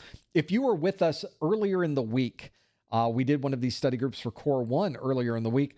These dates were different. You may have noticed things have changed. For example, in April, the 6th, I think I might have even had that on the 7th. Maybe I did shift it to the 6th. And we have the 9th as the study group that we would have for A+. So our Core 1 and Core 2 are on April 6th and April 9th. I think I also moved Network Plus to the 14th. Security Plus has been where it's always been, on the 22nd. Of course, we still have Network Plus and Security Plus that will happen this month. So make sure you check our March dates as well. Those will be important to know. But just keep in mind that these dates can and sometimes will change. So you can always get the latest update. If I know the date has changed, I change it immediately on the calendar. If you go to professormesser.com/calendar, you will be able to find those and know when the latest information is, because sometimes my life, it just changes so quickly. I have to make changes. I tried to lock these down a month before. Sometimes it just doesn't work out so well. So I appreciate your flexibility with that. And I always give you a way to know when the next is going to be. And if you're watching this on a replay, you might want to know when our next group is going to be, because it's well after April. So make sure you check that link, professormesser.com/calendar. Well, we got through our first hour, but we're not done yet. We still have our after show. You have been submitting questions for the after show, haven't you? Stick around. We will go through and sort of turn this around. Instead of me asking you the questions, it's time for you to ask me the questions. You can, of course, ask about anything relating to technology, about IT, or really anything else. Whatever you'd like to ask, you can certainly ask it. I don't know that I will answer I know you people. I'm not going to answer every question that you send in, but I'll try to answer as many as I can. Also, of course, if you like our course notes or practice exams, you can find us on our website. Just use the main menus or go to professormesser.com/1202success. Don't forget about our discounted vouchers and our free exam hacks ebook if you happen to be in the U.S., Canada, or U.S. territory.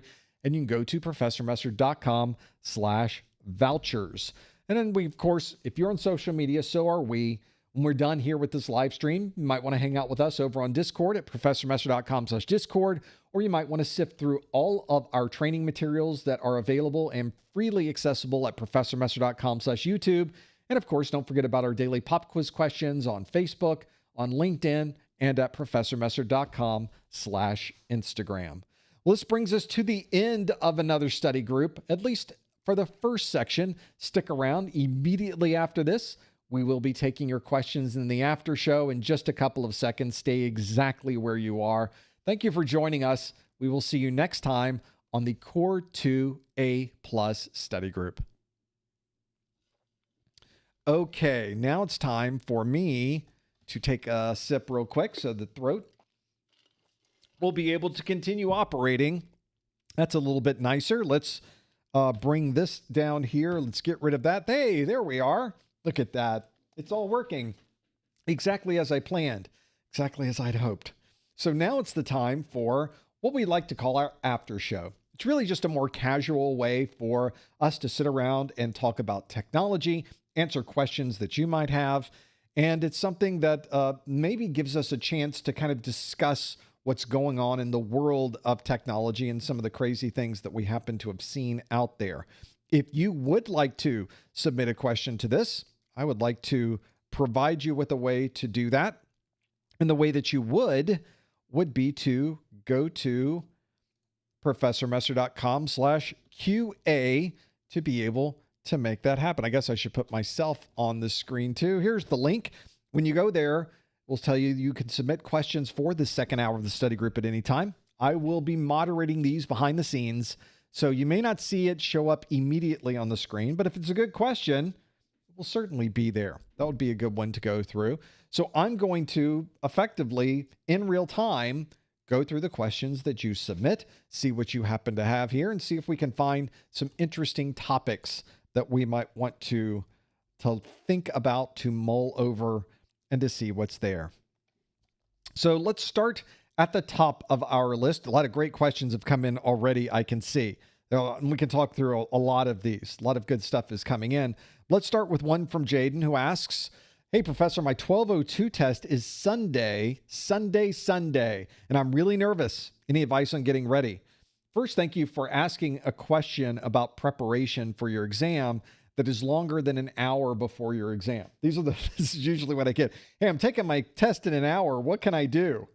An hour? I don't know. There's limited capabilities in 1 hour to be able to do something. But as we sit here on a Friday, you've got the rest of today, you've got all day Saturday, and then at least up until test time on Sunday.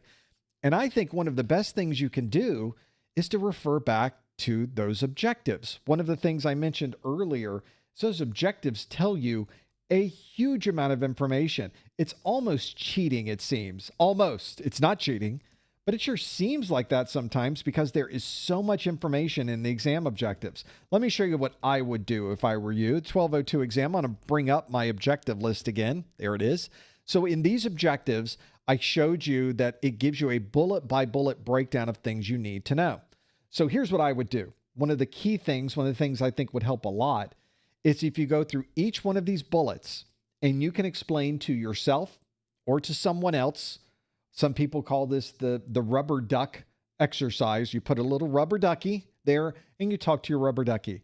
You put a little stuffed animal, you talk to the stuffed animal. Be a good way to at least have something you can project this to. So you start with section 1, the domain 1.0, operating system. Section 1.1 says, explain common operating system types and their purposes. And it says workstation systems like Windows, Linux, Mac OS, and Chrome OS. So there's where you can start, those 4. What is Windows? That might be an easy one to answer. But the real interesting, perhaps even more interesting question is, how is Windows different than Linux? How is it different than Mac OS? How is it different than Chrome OS? Where would you see Windows being used? What do people use Windows for? And how would you manage that process? So you can now just ask those questions of yourself as you're going through this list. Do the same thing with Linux. Do the same thing with Mac OS. Do the same thing with Chrome OS.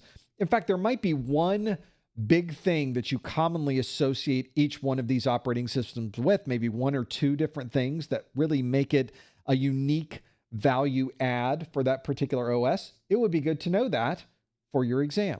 Let's keep going. We have the same thing for mobile operating systems, iPad OS, iOS, and Android. Where would you find those? Where are those important? When would you run into situations where you would need to know about those operating systems? Then we can move into file system types like NTFS, REFS, FAT32, ext4, XFS, APFS, and exFAT.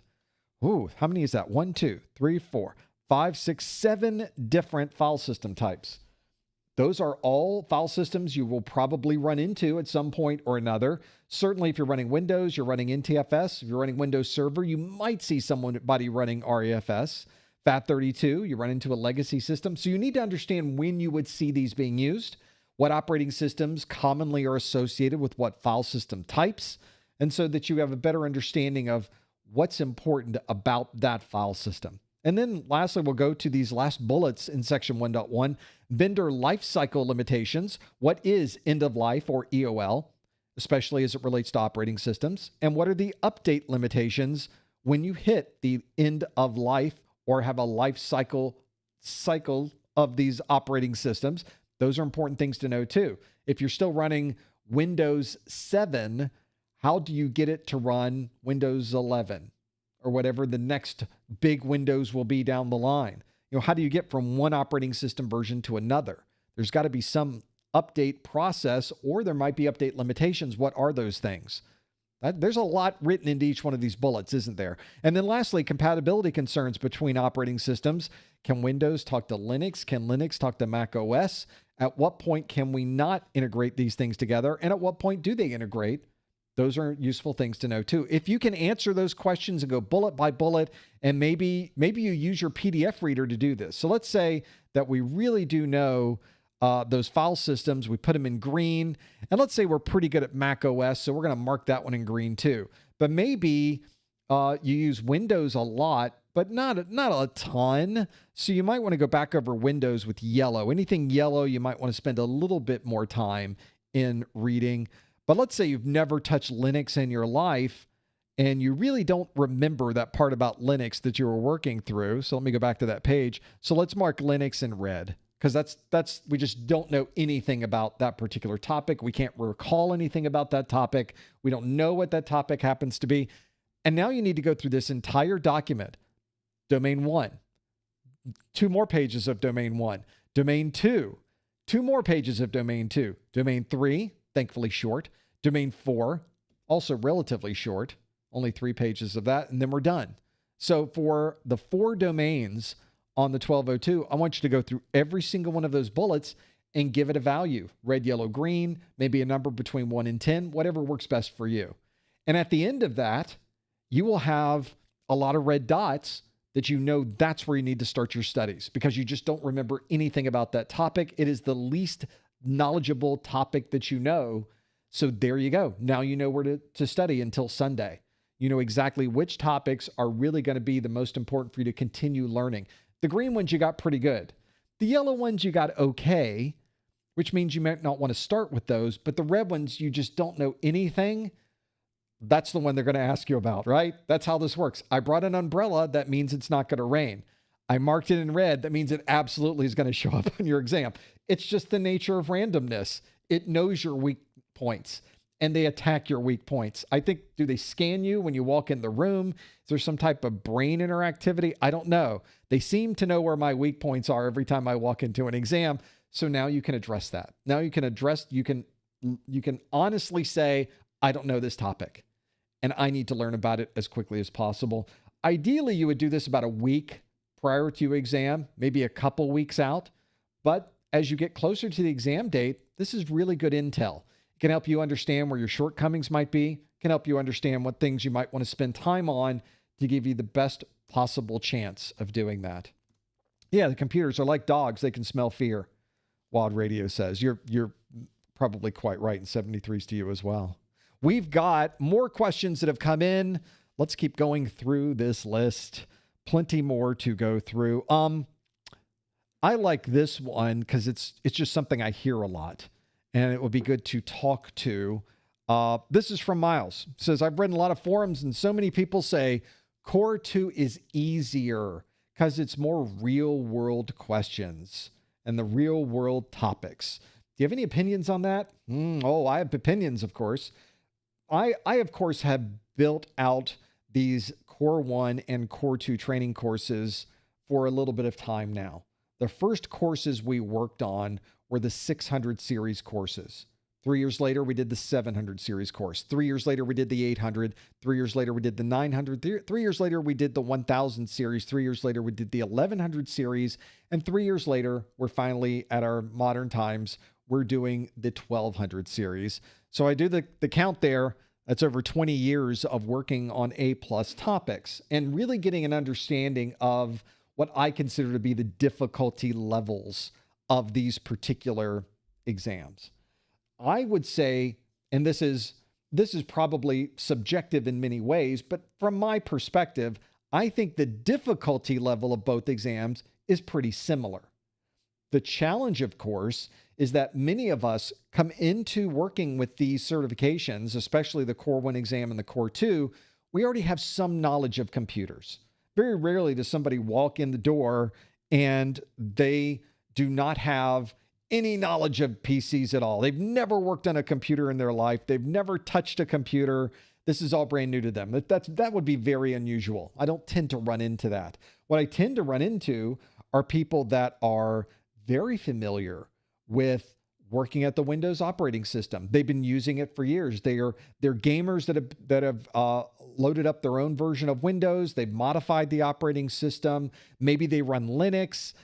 Maybe inside of Windows, they have had to do some type of support before. So they've had to maybe fix their own computer. So they've used the task manager. They've looked through the event viewer. They're familiar with some of those tools, some of those capabilities. Those are things that are, I think, make people more comfortable with the topics on Core 2 because the Core 2 tends to focus on Windows operating system, troubleshooting the Windows operating system. There's a little Linux there. There's a little Mac OS there. There's a little security in there, but most of it is Windows related, and it's something people feel very comfortable with. because of that, I think you do tend to see people say, well, Core 2 is easier. Well, it's easier for them because they've been working with Windows for so long. Let's take another example. Let's take a gamer that doesn't really work a lot with the Windows operating system other than loading the gaming software on their system, but they like to build their own computers. So they buy their cases, they buy their own motherboard, they install the motherboard, they buy their own memory, they buy their own CPU, they buy their own cooling systems, they buy their own fans, they put in their own lighting, they get this power supply that they want, they put it all together, and they built their own computer. Certainly a lot of fun, something we've done many times in our household. But someone who's gone through that process really does have an understanding and a comfort level with what the CPU is doing, how to spec out the CPU, what those memory statistics really mean, those where you would have storage drives, what's M.2, where does the M.2 drive plug in, how do you connect these systems together? They've already done that. And since the Core 1 exam is so focused on hardware and memory and CPU and cases and motherboard types, someone who's very familiar with working with hardware might find that the Core 1 is the easier exam to work through. So I think that people that say one exam was easier than the other, what they're really saying is, I was most familiar with Windows, so the Core 2 exam felt easier to me. Other people that work with hardware say, I build my own computers. The Core 1 exam felt easier to me. But I think if everybody is on the same playing field, they're on the same level of knowledge, and you look at these objectively, I really feel like the Core 1 exam and the Core 2 exam are really pretty much the same level of difficulty. You know, it's a single somersault from the diving board into the pool. Everybody has the same difficulty level from that. Well, some people have been doing somersaults forever. Some people maybe not. But the difficulty of doing that is the same for everyone. Hopefully that gives you a perspective anyway from those perspectives. But I think it's an important thing to consider is that what's easy to one person may be very difficult to another just because of your background, just because of your existing knowledge base. And that's kind of a common thing throughout all of IT. You may not realize it, but you will never know everything there is to know about technology. I'm just throwing it out there. I'm just telling you right now. You will never know everything there is to know about technology. Nobody does because there's too much. There's too much technology to know. And what you'll find as you go through your career, you'll probably start out as a generalist. You'll start out as somebody who's working with operating systems, and you're working with Macs, you're working with mobile devices, you're working with a little bit of cloud, you're working with some other pieces here. You have a broad understanding of a lot of different technologies, but none of them are super deep. But as you go more and more into your career, maybe you get into networking, maybe you get into security, maybe you do cloud technologies, maybe you work on databases, whatever it happens to be, you will start finding yourself narrowing your scope, and in the process of doing that, becoming much more knowledgeable at that particular narrow niche.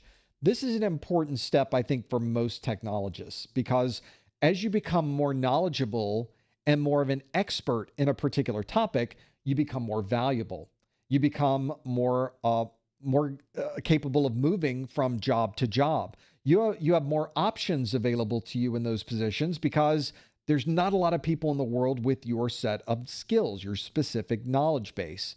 So this is why as you get higher and higher into your technical career, you will find that you're getting better options for jobs, better options for benefits, more options and a higher level of a salary. There's lots of things you can do there. So I think that if you are someone who is planning a career in IT, don't worry right now about what niche that is going to be, because as you've probably seen just in the last few years, sometimes these niches simply appear out of nowhere. We create technologies all the time in this business. The internet changed the way we look at networking. What about virtualization? Completely changed how we look at data centers. Cloud-based technologies changed how we look at deploying applications. And these are technologies that didn't exist 20 years ago. We created them. That means that when we created them, there were very, very, very few experts. So often you can even ride that wave. You can see an emerging technology. You'll latch onto that, or maybe you've been assigned to that particular technology within your organization, and you can learn everything you could possibly know. And you may find after a year of working with that specific brand new technology that you know more about that than most people do just because it's such a new technology. So those things happen too. You may find yourself stumbling into that. The alternative to that, sort of the corollary to that, is there are some really, really old, we call them legacy technologies. What it means is that they're super old. Very few people are using these, but the people that are using it for some mission critical purpose. They're not able to come off of that very, very, very old technology. I'm looking at you, government.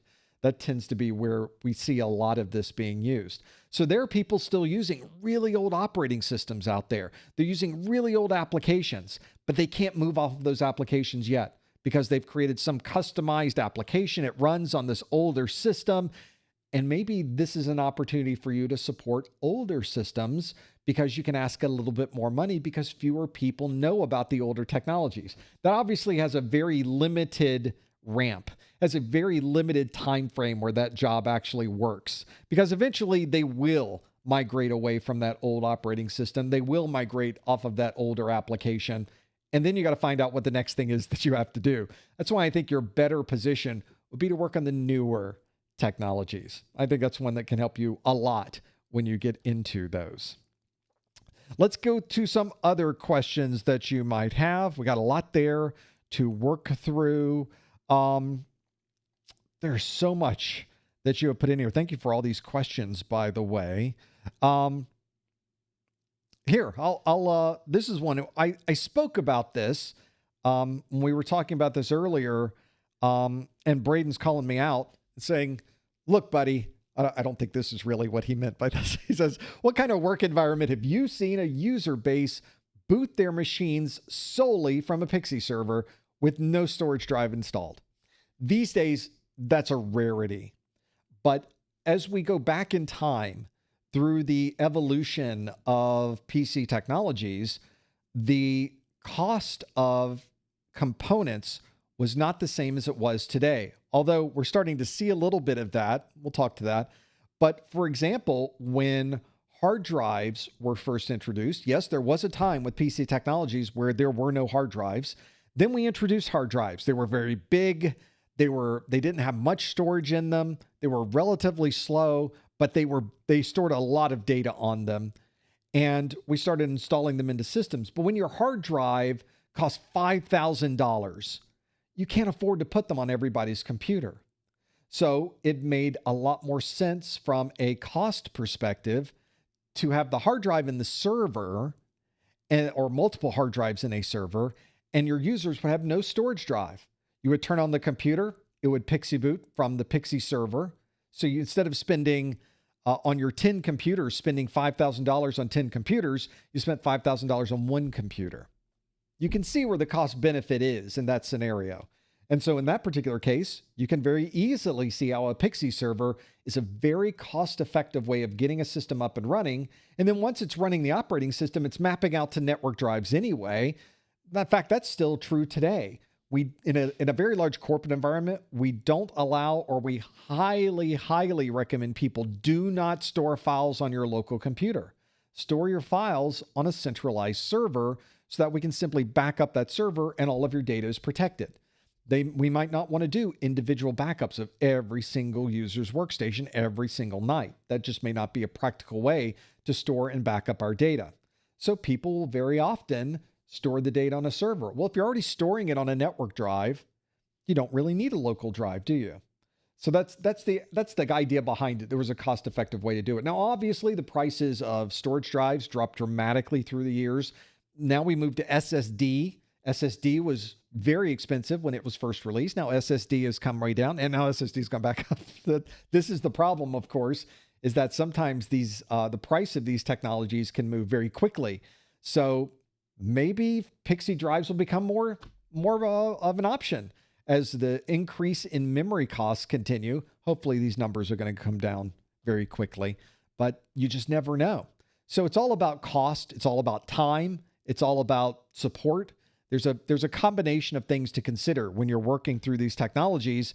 And although Pixie servers is sort of out of date for practical ongoing production use, Pixie servers are still extremely useful for deploying a brand new operating system because you don't have to carry around the operating system files with you. You don't have to have a USB drive. You don't have to have an ISO. You can have a central server. Everything is updated. Everything is at the latest version. It can be automated, and you can do it all across the network and not have to worry about where that's coming from. So another one of those examples where we really do see interesting things occur sometimes out in the industry and how we do it. And these things tend to change over time.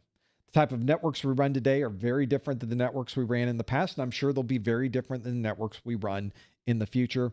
That just is a normal evolution of technology and how we implement it in these environments. Let's keep going into these. Let's see what other things we have. Here is a good question about networking and not about the type you might be thinking about. This is a question from my good friend Anonymous. My good friend Anonymous asks, hello, Professor. During the Core 1 Q&A earlier in the week, you talked about participating in user groups for the purpose of person-to-person networking. I was wondering how you recommend finding those. I regret to say even Google did not provide much at all, and I'm even in a large metro area. Well, I think maybe it'd be useful to search for particular things to make that happen. I think that many of you that are in large metro areas probably have a number of choices available, but not all of these choices will be available in every metro area. I also tend to find that it's sometimes hard to find an organization focused on technology that is not sponsored by the manufacturer. For example, Cisco user group meetings tend to be sponsored by Cisco.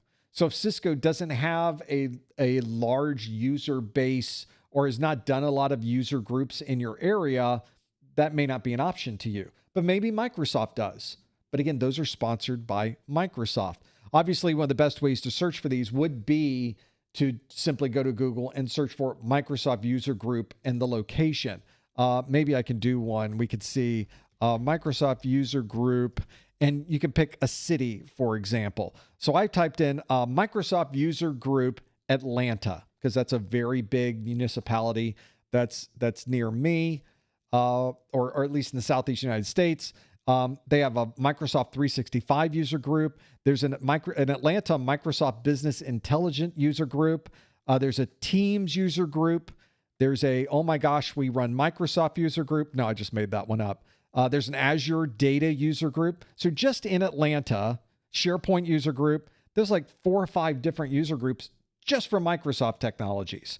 And I can tell you as someone who has run user groups for Palo Alto Networks, I know that Atlanta, Charlotte, Miami, Orlando, even in some cases, there are places where you might find those in the Southeast US. That would be a good way to do that. But not all user groups may be in your particular geography.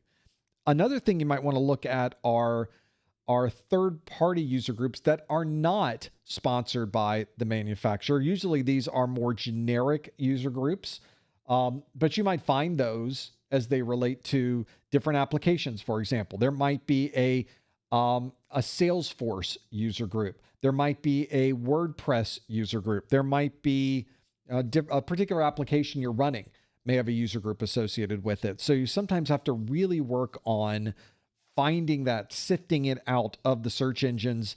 Maybe something that can help you very much when you're working through all of those. It can be a challenge to find one in your area and to find one that is consistent and to find one where people are in person. And ideally, you want to find one in person so you can meet people face to face. You can talk about, oh, what company are you with? That's a company I'd be interested in working at. I'm trying to get my first job in IT. What would you recommend I focus on to be someone who might be considered for a position in your organization? That's a simple question. And people always have an opinion on what their company looks at, what's important to their organization. And don't forget that more you know about people who work there, you can actually use them as a professional reference. Oh yeah, I found this position because I was talking with Bill and with Linda. They were at a Microsoft user group meeting. I know that they're in the IT department, and they were telling me about the projects you have going on with cloud and with imaging and with this and with that and with the other thing. And it sounded like an amazing opportunity. So I wanted to see if that'd be something that would be a good fit for me. I mean, there's a great way to use that people networking and apply it into something that would be useful, not only to get your foot in the door for the initial interview, but also something you can talk about during the interview itself. That could be super, super useful as you are trying to get that first job in IT. Getting that first job is so difficult. Getting your foot in the door is probably one of your biggest challenges in your career. But once you get that first job, and I would highly recommend that you really consider this first job. I have people that have been offered positions at a help desk, and they felt that help desk was below them. I said, oh, well, where have you worked in IT before? They go, no, well, I'm nowhere. Haven't really worked in IT before. Haven't really done anything in IT before. I have no professional jobs I've ever done in IT. I just don't want to work in the help desk. Like, well, somebody else is going to get that job. The beauty of this is once you get your first job in IT, it is so much easier to move either laterally or move up to a different technical position. So don't dismiss these entry-level positions as something that might be below you or less than what your knowledge might be. Actually, that might even be true. You might be really well-versed in Windows. You might have your own Active Directory infrastructure you're running at home. You might have already gone through the process of loading up Linux. You might be very familiar with Mac OS. You may be able to have even little scripting skills and automation.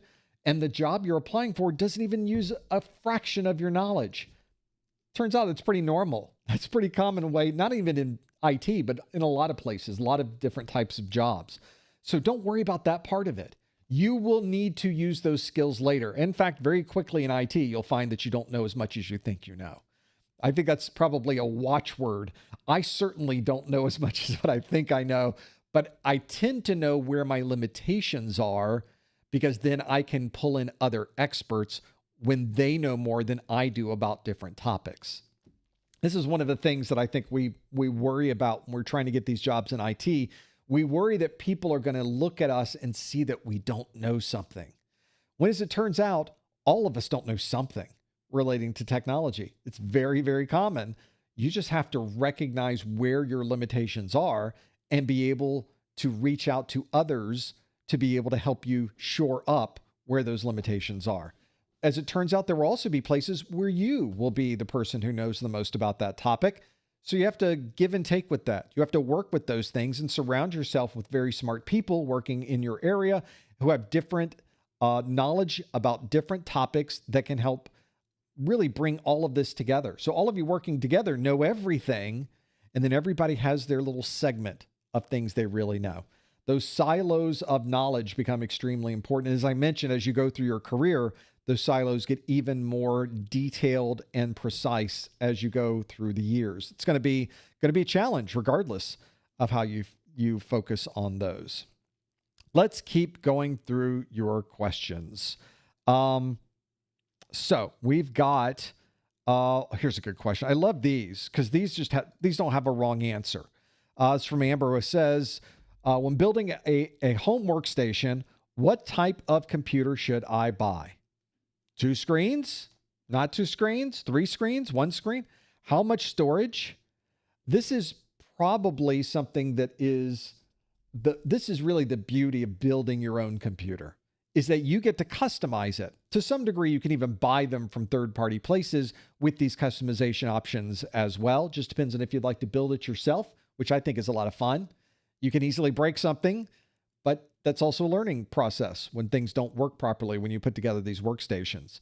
The thing you want to do is figure out what you're going to do with that computer. Is it going to be for research? Is it going to be for virtual machines? Is it going to be for gaming? Is it going to be for coding? Is it going to be for IT work? Those are the things that become really important. It's interesting because laptops are a single screen.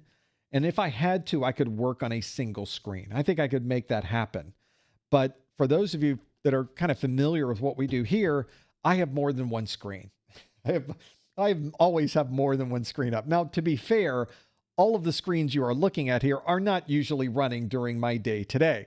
I have my streaming access. I can kind of see how the stream's going. That's all that screen does for me in a live stream. This is the screen that handles my video switching. That's not usually on when I'm not doing a live screen. So I have two screens here that usually are not being used. But my daily driver are these two that are either in front of me and just to the right of me. Those are, at minimum, I need two screens. I think ideally I should have three. Three screens would be great, but I'm doing fine with two. Two works out pretty well for me. Once I get into three, I start getting, there's things that start happening, and it's not a good situation between me and three different screens. Now, also here, I have a laptop. The laptop usually is not here. That's running the slides and the things that we're looking at that we saw earlier. I've got my iPad here, which I do usually have in front of me, but usually it's not doing very much. Maybe showing me the weather. Sometimes it'll have a video going. That type of thing usually works out that way. But most of the time, it's two screens for me. And so I'm big on multiple screens. I think it adds to your efficiency. I think it makes things work better when you have more than one screen. So that's good. More importantly, how much storage? The most you can afford, quite honestly, if you're like me. I like to download a lot of stuff. I'm obviously doing a lot of video editing. I'm doing a lot of raw captures. When I capture this, I think probably when we are done, let me see if I can look real quick. How big are the video files of our study groups? So if I look at a previous study group, they are approximately total about 600 gig for one study group.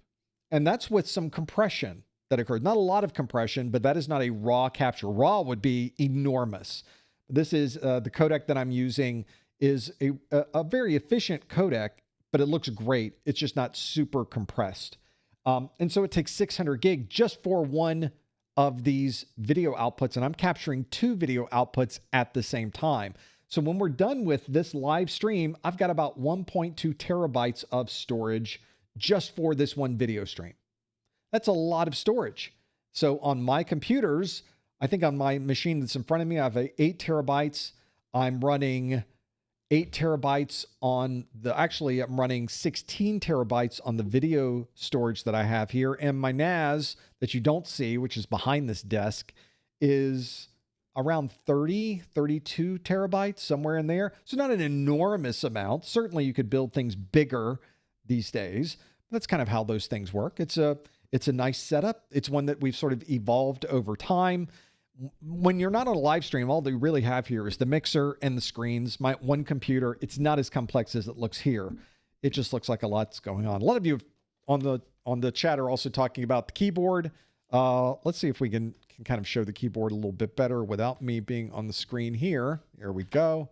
So here's the keyboard that I use. Boy, this has been through, there's been quite a bit that has happened to this poor Logitech keyboard. This is a Logitech Ergo 560, I think, something like that. There's only one that Logitech sells that's like this. It's been used so much that you don't even see some of the letters anymore. I go through one of these about once a year, maybe once every 2 years. I have to get another one, but it's an ergonomic keyboard, so your hands are a little relaxed. This is my daily driver. I love this keyboard. It works great. It is not a nice keycap. Now, if you're into keyboards and you're into the type of key switches, and is it a red? Is it a brown? We're not doing that. These are just very inexpensive key switches, but they're not the least expensive. So they are relatively decent. I can type super fast on here. Great. But better than that is my mouse. This is my mouse. This is my mouse. It's huge. It's a huge mouse. I got these. I can play an octave and a couple notes on a piano. So I got a big hand. So I got a big mouse to go with my big hand. This is called a hand shoe mouse. Hand shoe. Looks like a shoe. So it's a hand shoe mouse.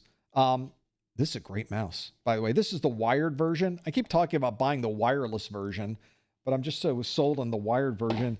It is incredibly comfortable because you put your whole hand on it. None of your fingers or part of your hand is off to the side, and it's very ergonomic. So if you're someone who works a lot at your desk, and I do, I like to say that I work half days, 8 to 8. That's about my schedule.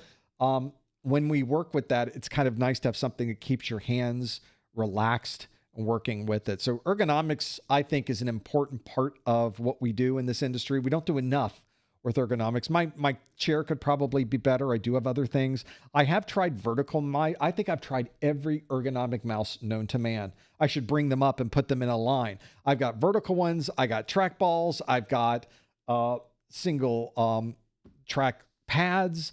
I've got stylus. I've tried almost everything. This is the one that we've gone with. If you're into gaming, this is an awful mouse because it's huge. So most gaming, if it's a twitchy type, you got to do things quick. You're working on something that movement, it has to be quick and you have to have amazing reactions. This probably is not the mouse for you because it's so big. It's a little bit slower to move back and forth. But if you're working in a game that's a little bit more reasonable, where you've got a little bit more time available, incredibly comfortable. So comfortable. Their new one is switchable. You have to buy these as a left hand or a right hand, but their new one can switch back and forth between those. So if you want to know more about this configuration, we've got almost all of this documented on our website, professormesser.com/studio, or you can follow the link on the main page of the Professor Messer website. And I go through each one of these things. What mixer am I using? What is this screen that's in front of me? What is the mouse? What is the keyboard? It's all on there. What about the speakers? What about the microphone? Those are all listed out there. So you can find out what is this craziness that we have built in here and how does that work? That might be something to consider as well. Let's keep going through our list. I know we're at the top of the hour, but I think I can get through a couple more. We have such good questions on here. I think we should go through a couple more in this list.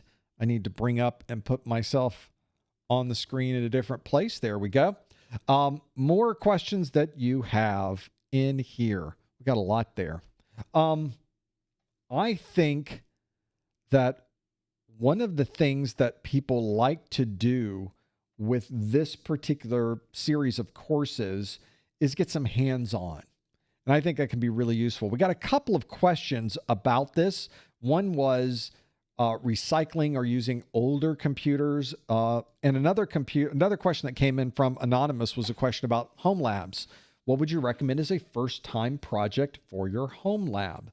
So there's a couple of ways that you might want to consider looking at home labs. If we're just talking about A+, the labs are very different for A+ than they are for other certifications, and for Network Plus and for Security Plus, for example. With A+ for Core 1, where the focus is really about hardware, it might be nice to have a desktop computer, maybe one you don't use anymore, maybe one that is broken, maybe one that somebody can give you. And an older machine is just fine for this. Take it apart. Take every bit of it apart. Take everything off the motherboard. Have a look at the memory. Have a look at the CPU. What does it take to disconnect the CPU and pull it up? What does it take to put the CPU back in? How do you lock it down? What type of cooling type paste or what system are they using for cooling on that CPU? Are there fans on the system? What type of fans are they? Where do they connect in the system? How are they managed by your motherboard? All of these questions are about really working with the hardware, and that really works well with Core 1. Core 2 is more of an operating system type of scenario. In that case, it might be useful to get hands-on with Windows. A lot of us already have that. It would be good to get hands-on with Linux. It's so easy to do a home lab with Linux. You could do this really in an hour. Start up a virtual machine software on your desktop. Maybe you're running something from VMware. VMware Workstation for Windows is free, so you can install that. You could run VirtualBox. That's from Oracle. That's free. VirtualBox is great to run. So that would be an easy one. Both of those are free, and you can load them on Windows, and they work great.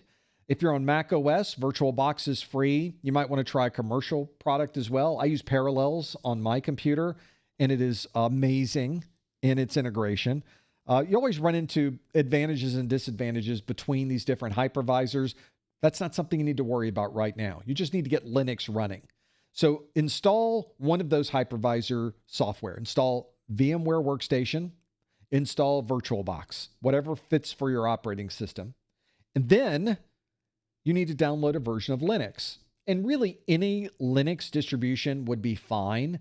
But if you are installing Linux for the first time, instead of installing something designed for a server environment, which normally would not include a lot of fancy user interface, if at all, in your Linux distribution, I would recommend you install a Linux distribution that is designed for the desktop, at least initially. So install Ubuntu, install Mint, install one of those types. We can all fight about what the distribution is. And in reality, it doesn't matter. Once you install the first one, you'll see how easy it is. It really is easy to install Linux. And once you install Mint, you might want to say, I wonder how Mint might be different than Ubuntu. Start a different virtual machine, install Linux Ubuntu onto that virtual machine, and now you can compare and contrast. Now you're wondering, well, is that different than running something like Red Hat? Is that different than running something like a CentOS or a CentOS newer version of something instead of CentOS? We could run one of those. That would be good. Those are designed for servers. They probably don't even have a user interface on them. Let's install that one. The chat room's like, oh, install this, install Red Hat. We use this, we use that. You can't go wrong. Install any of them and try those out.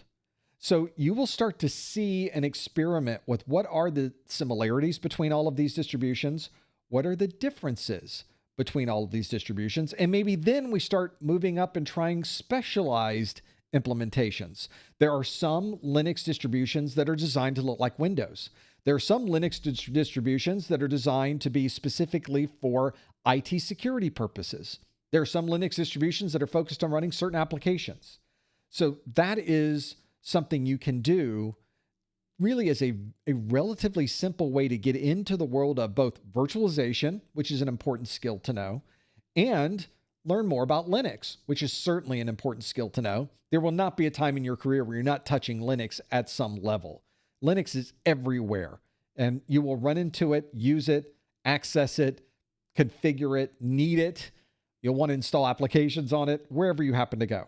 So you can't go wrong installing any type of Linux, and I would recommend installing different types of Linux. Now, Mac OS is a little bit more of a challenge. People say all the time, I need to know Windows, I need to know Linux. What about Mac OS? Because the licensing terms for Mac OS do not allow you to install it on hardware that is not Apple hardware. So if you have Apple hardware, aren't you already running Mac OS? So it turns out to be unnecessary and almost impossible to do legally to install Mac OS on a non-Apple system. Will Mac OS, certain flavors of Mac OS, work on non-Apple hardware? It probably would, with some caveats, but legally not allowed. It is not allowed as part of the end user license agreement of Mac OS, and I do not recommend that you do that, especially since for the A+ exam, you're not going to need to know a lot about moving around and using the Mac OS environment.